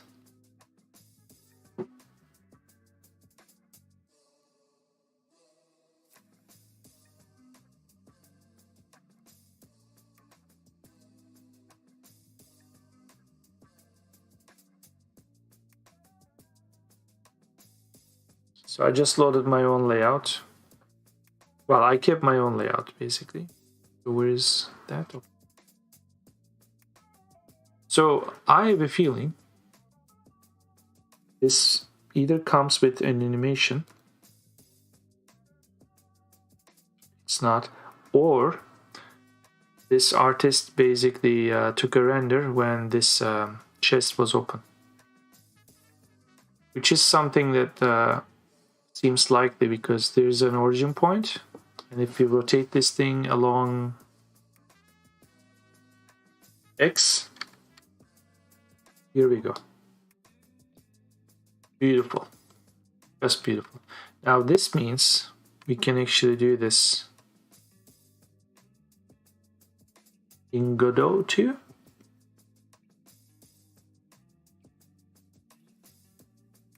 So here's a chest.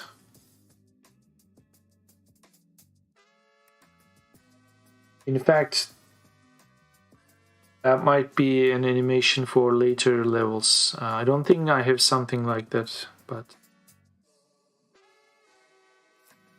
for the time being,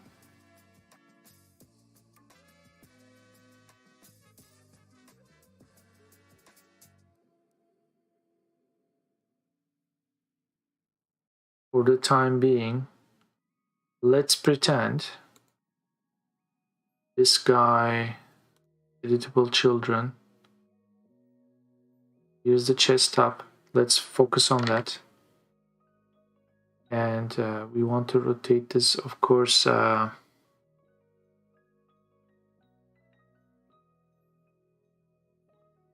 Again, is this something that is going to be fixing Godot? Final version? What I would expect to see is this. So here's the chest.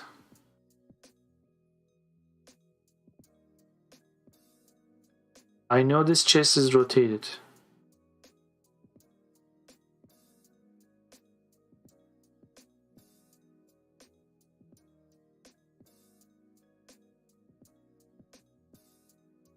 What I'm trying to say is this. This chest's x-axis should be, in my mind, going kind of out of this front part. It's aligned with the world origin. Is that the thing for everything here? It is. Okay, so in other words, local space, world space. Maybe I'm just going back and forth between Blender and here. That's why I'm...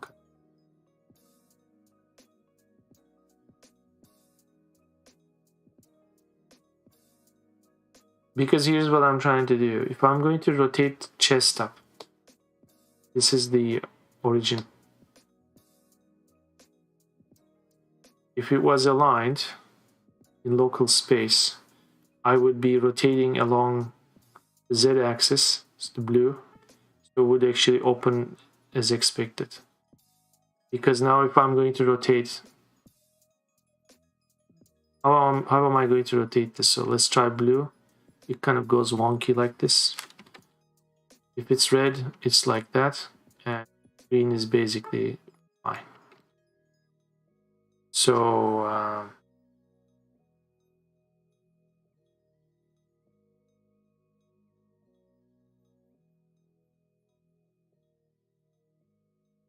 rotation edit mode, Euler.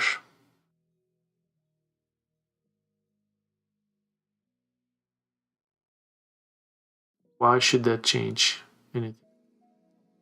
It's just taking the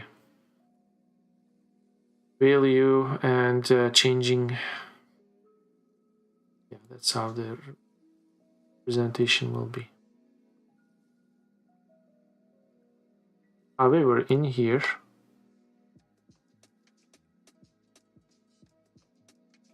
if we enable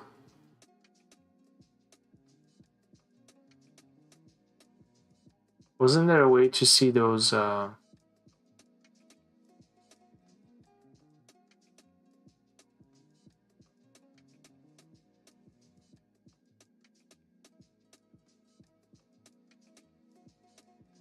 think that's under Gizmo, right?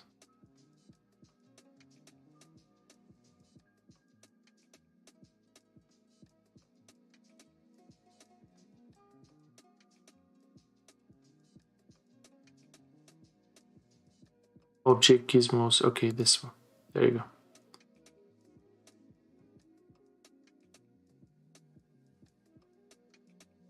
So this is what I mean. Now, when I rotate the whole object, of course, these two are kind of separate pieces, but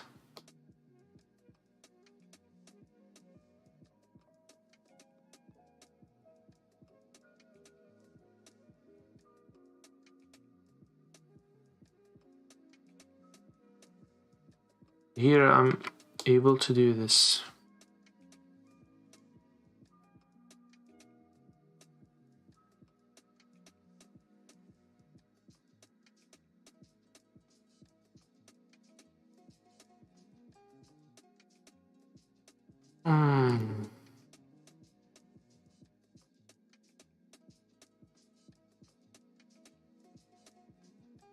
I guess one way to do this is sort of weird, but I'll have to reset this rotation. Click chest top, open it, then go to the chest itself, and I do 45. I just would expect this to be done without doing this sort of weird thing, right? Nevertheless, here's a chest. And because this is an instance, it's not going to affect the other two. I move this.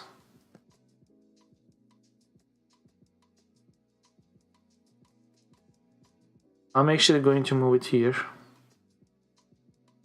And going to move the computer.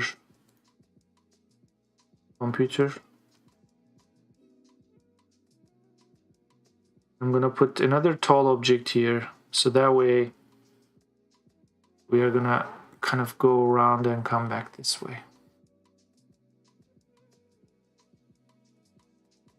And while I'm at it, maybe I'll move the door too.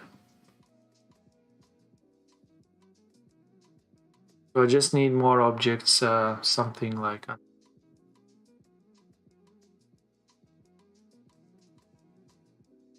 maybe another box like this.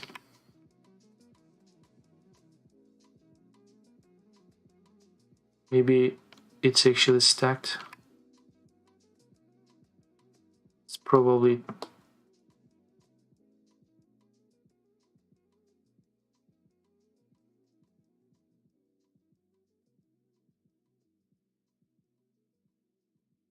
okay. Safety is not their number one priority, as we often hear.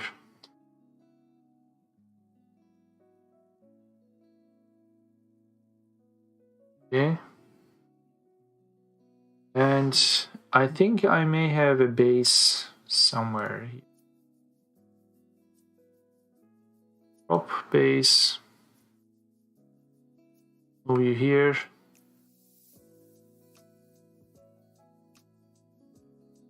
Fine.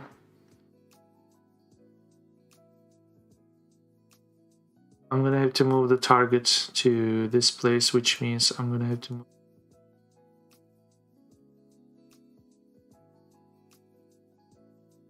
So anyway, okay. So this has to move here or here. And target is gonna move here. The target is gonna have not east marker, but west marker. Done.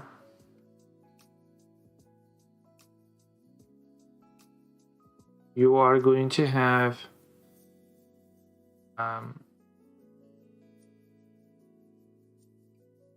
it's all fucked up. South marker. These two are gone for now.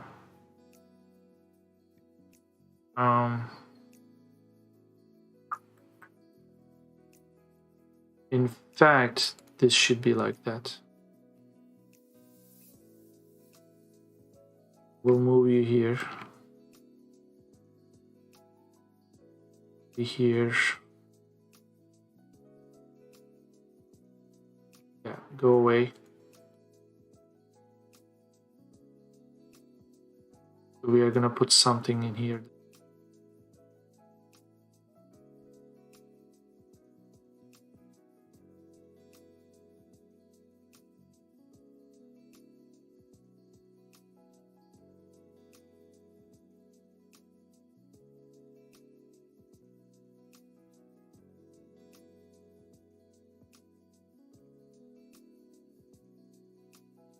Which means this now has to move here. And we should do the opposite case. This one. And you are gonna have this one.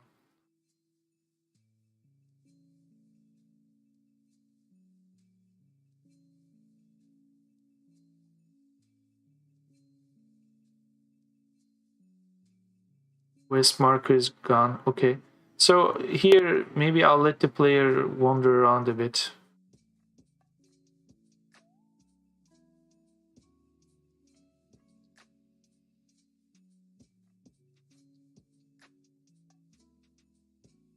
We have a few of these around.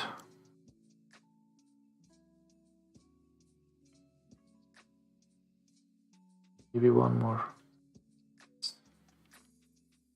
So let the player wander, so they come here, they go around and find this object. The flashing light, I mean. The door could be moved or not, it's okay. Let's move it to here. I think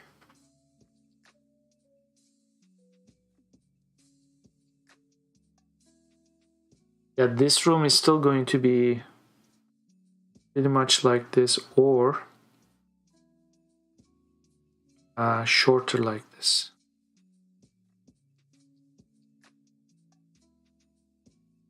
Or I just don't have a door concept here. So let's assume they are kind of traveling back. Or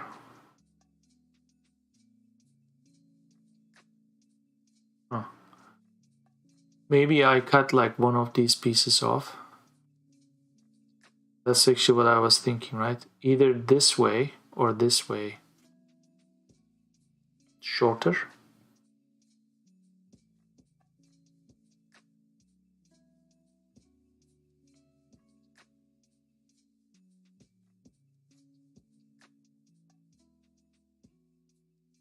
Let's move this out of the way, this wall. Then let's move this one. Just want to see flavor-wise. This is better. Kind of more interesting, right? This is a half wall that I made. Okay, things are kind of falling in the right place. You go away. Do we have the snap option? Snap. This looks much more interesting.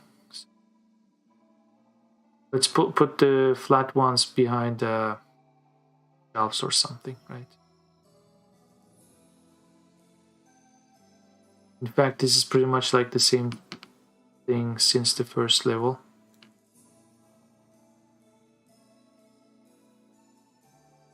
Here's a flat wall.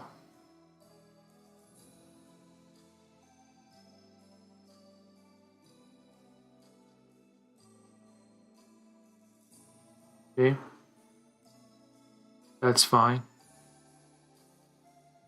We may have to duplicate that and put it behind here, or you come this way. That may not be your final position, but here is door. Here's the door in the corner. Here you go. This looks like a half wall thing. Save.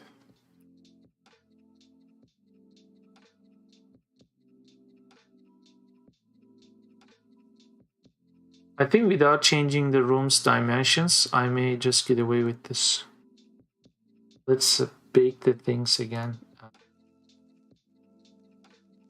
Let me also disable this gizmo.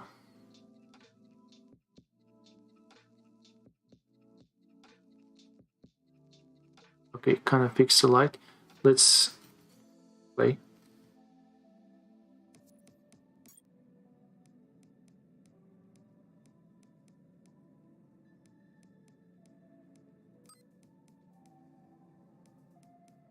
So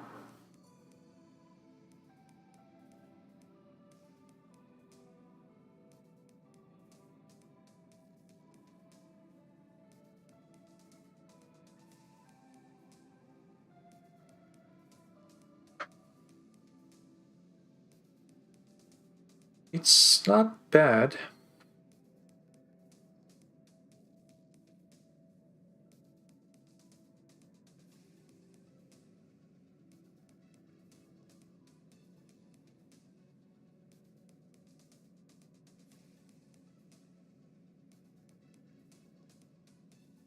But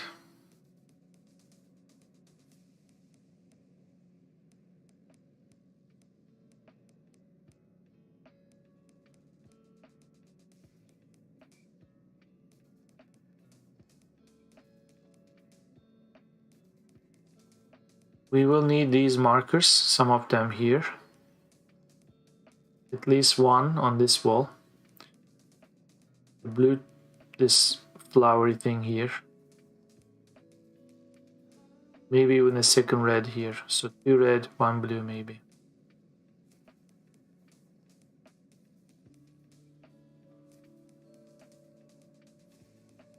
I think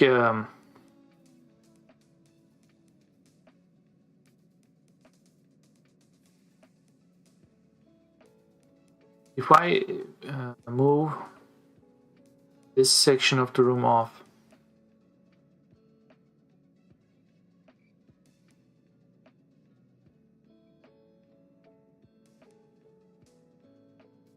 so this is not a, like, this may be a huge issue, but it's not. So the designer always went for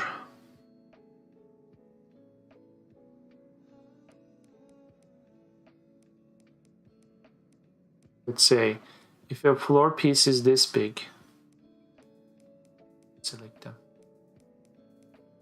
If a floor piece is this big and you put 2 side by side, the wall unit is such that it's occupying sort of 2 floor pieces widthwise.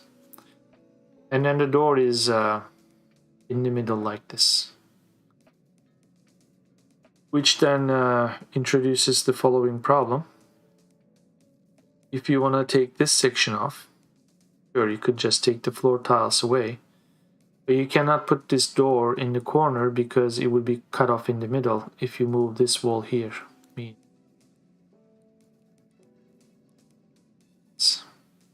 Now this is if you go 1 full floor unit, right? Because a floor unit is basically this much. If you move the wall half a floor unit, then technically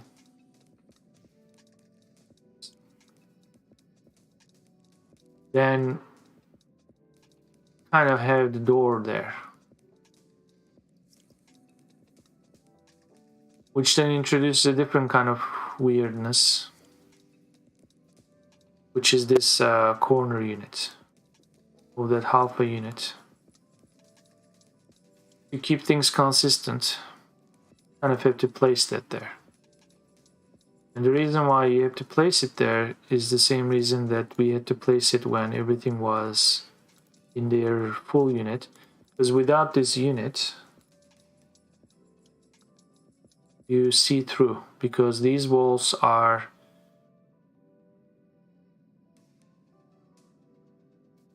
well, it's how they are designed. Like, see, if I remove this one,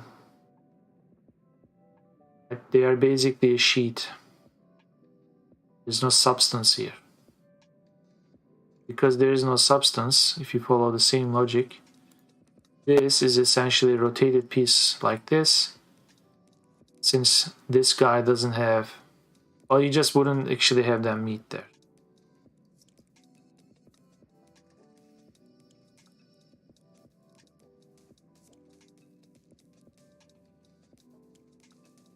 Where's my column? Now there's a slim piece actually, instead of the big piece. Let me try to put that in that corner. The models, architecture, walls, column. There's 1, 2, and 3. I put 1 here. Let's look at the reference here. So I believe 1 is this, 2 is this, and 3 is this. Basically, it's the same flavor. 1, 2, and 3 are pretty much the same. This slim one is good, I found. You could put it in corners, because slim means it starts like the same way at the top. This one actually does the same thing. But as it goes down, instead of going all like the same way all the way down, it kind of goes thin, and it goes to the big form when it reaches the bottom section. So this actually looks like a nice sort of like a corner. It doesn't look bulky. in this perspective. Now, here's a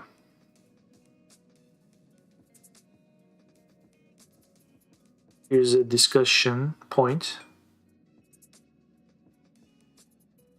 Artistically, let's say speaking, if I'm gonna give the player a chance to rotate the camera, or I actually explained that it's going to be pre-scripted camera rotation. If the player is going to turn around and look at this corner, shouldn't this look as bulky as this one? Right now, nothing is here because I just disabled it, but now it is. These corner pieces looked like the right candidates because I don't know, it's as if like, oh, okay, so this is sort of like thin, aesthetically more pleasing, and it's bigger at the top because it's supporting the ceiling, and this is sort of supporting the floor or the ceiling of the lower floor, whatever. Now, I'm just going to try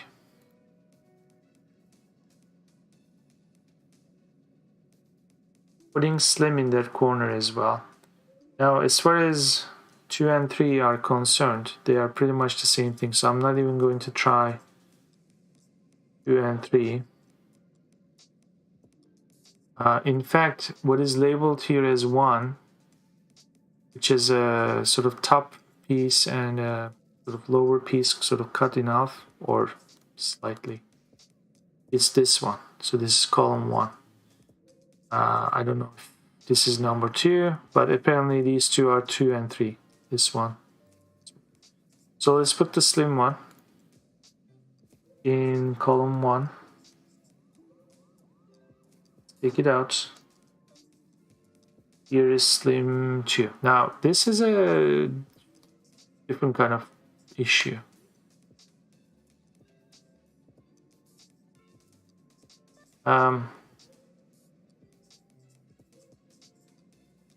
This is some pipes that are kind of going around, which then constitutes the whole width.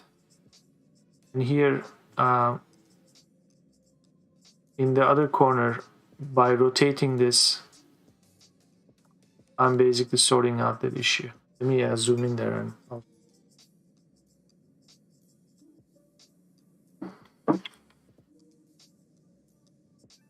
this is rotated. It's 90 degrees rotated.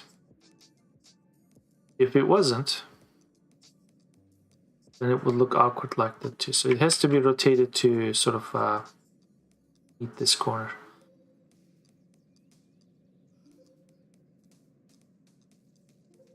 And like I said, when the room is rotated, maybe it's going to look like that. And it's not too bad. This wall will actually show.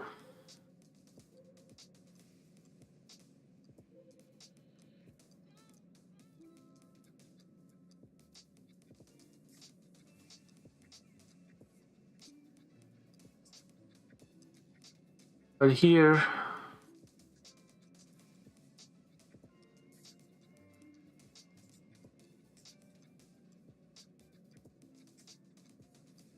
it's sort of awkward, right?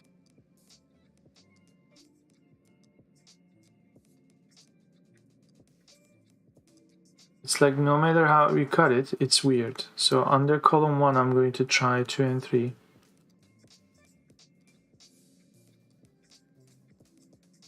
I'm going to take them out. This slim one disable. This disable number 3. Here's number 2.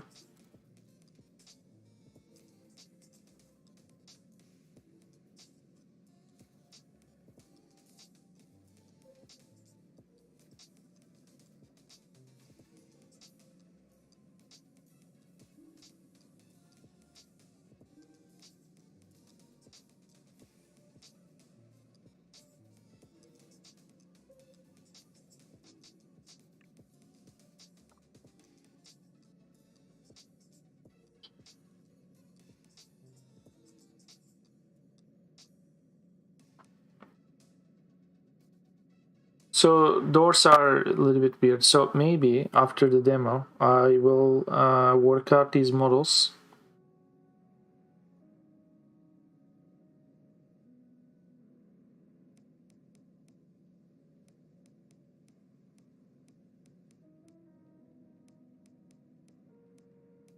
Door, double wall, side A. Maybe like one of these will do. Oh yeah. So instead of, actually this is the double, door double. This is door double. I think the model that I'm working on is not even door double. It's door single, right? Door single wall. The problem is with the door single wall. What actually should be done is, floor piece in the designer's world is 4 2x2 squares. So that's why when you have one floor piece and one floor piece, the door is centered. But that actually doesn't give us enough flexibility to push the wall from this edge to this edge. In other words, to remove a floor piece would actually cut the door in half. So what should happen is, this may not be a viable choice either, but a separate design where the door is, I mean, it's still going to look centered, but it's going to be sort of half of this. Now that's something that I already did in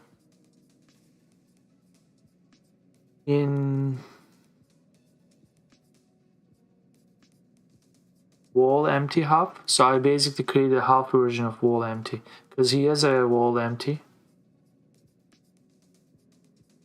So this is his wall empty. Okay. The simplest piece ever. So there's the, this is why you do, it just doesn't look kind of, okay. I wish this was the default way. There you go. So without lighting, this looks like it has character. So there's the what's the name, like baseboard feature here, right? The yellow section too. But otherwise, the body of the wall is flat. There's also this trim here. It's fine. This light stuff. So this is normal piece. It's empty. So I created a half version of this. I'm not gonna reload it with the viewport setting, but essentially I took features from the other empty half, sort of other empty, and made it half empty. So this is half of this. So what I'm trying to say is, maybe I need to half this too. Question that I'm asking is it gonna look okay? You have, let's look at it from, you have all this frame squeezed into a length like this, because I'm gonna cut the second half. I suppose it could be done. The reason being is because the door frame here is not going as far out as this unit. This is the 1 unit marker, or the grid line. It's like, this is like 90%, this is 80%, so it's somewhere between 90 and 80%, this door frame, right? So this is the only concern. So this is still part of the frame, so that actually goes almost 100%, but it's sort of like 96%, right? So I'm gonna squeeze all that in, mirroring this aspect. So I'm gonna push this all the way here, mirror it, so that all together this is probably going to be fitting from here to here, very tight. But what will look, when it will look so crowded, maybe it may not look so crowded when there are other wall sections coming, just next to that piece, pretty much like this one. So it may actually look okay. It will be compensated by other pieces. So that way we can actually have what I'm calling half units as sort of like, uneven number of pieces, because now I think it's always 1, 2, 3, 4, 5, 6, 7.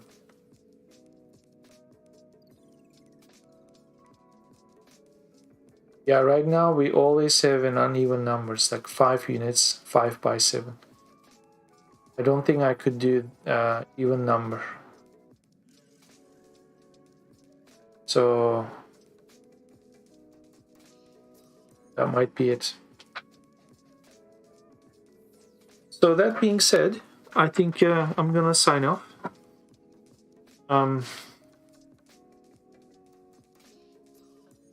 So let's wrap up.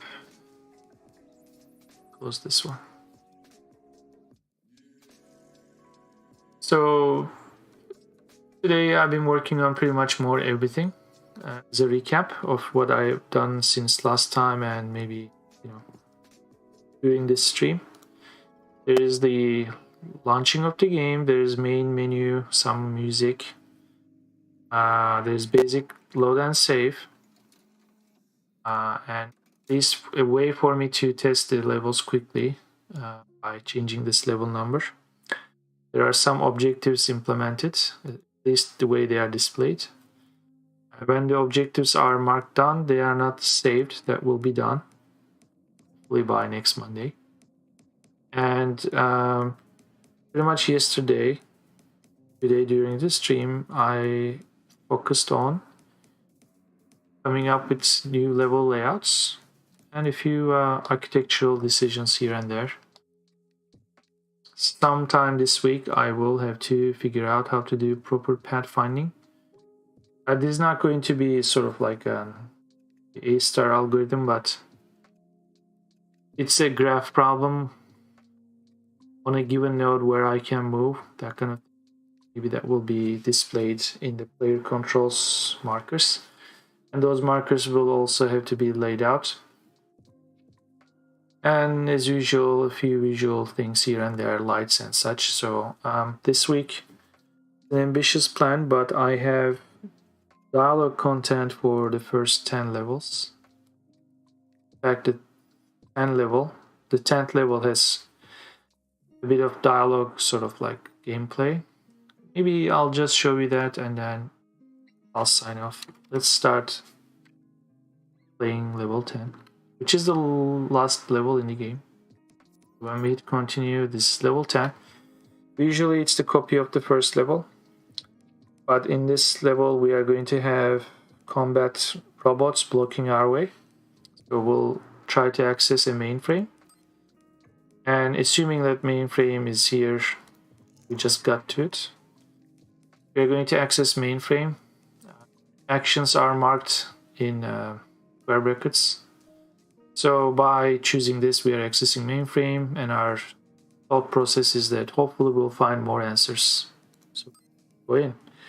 So the mainframe is speaking to us. Maybe I'll put it by a wall like this. So this is where we are. Because design-wise, we usually see the portrait of the person who is speaking to us, but this is also the object we are interacting with, so that kind of makes sense. So the mainframe is asking us what we want to do. So we want to ask about the ship's current mission. And once again, like I'm actually, almost sure now, some stuff is not transferred over GitHub desktop, but I don't know whether that's Godot's mistake because files are not marked changed. There should have been a proper UI here, a custom scroll bar. I'm confident I've done that. So we have some scrollable text here. We read it, go back. So perhaps not in demo, but in the future releases, if you exhausted a line here, it should indicate that it's already been investigated. Some sort of like graying out, right? So number 2, so the ship is basically state-of-the-art research vessel. So there's some research going on. Go back. So give me a brief history of the ship. This is where we actually have the purple scroll bar. Apparently we don't see that. So we scroll down and we see the dates and some key names, something specific to our station. Sophie and Edward. This Edward is kind of important because of what's coming next. So there's a guy called Edward in the research project. Okay, so that's all I'm saying. So now when we go back, suddenly a fourth option is appearing.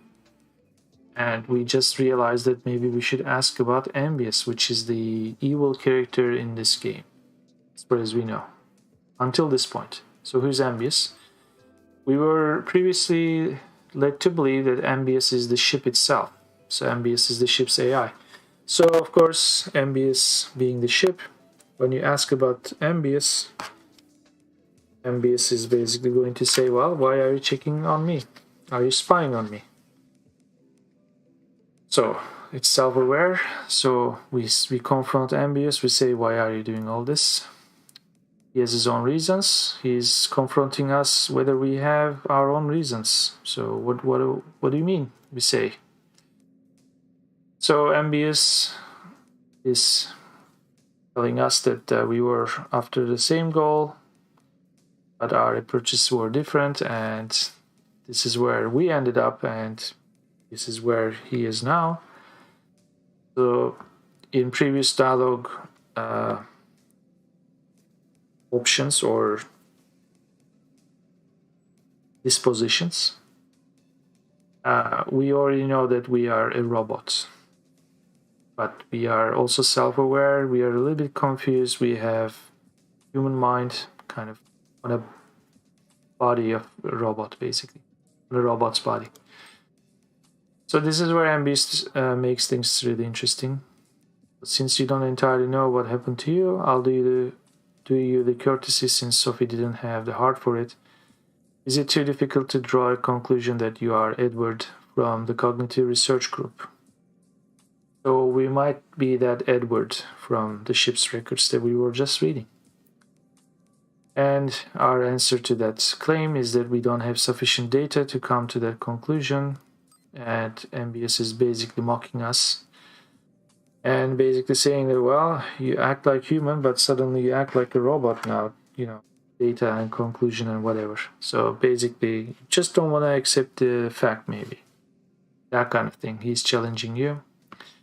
And with that, he cuts the comm line off, and this is the end of the demo. So we'll just say, okay, I'll stop you, MR.E. That's when the game is released. We'll get to see more of the story, more levels, hopefully different cliffhangers. That's it. And with that, I think I'm gonna sign off now, and I'll stream next Monday, hopefully, and we'll see. Maybe we will have a complete demo, and at some point this will be on Steam, and I'll keep you updated, and hopefully wishlist, maybe get funded, build more levels, and we'll play this. For the time being, that's it, and have a great week.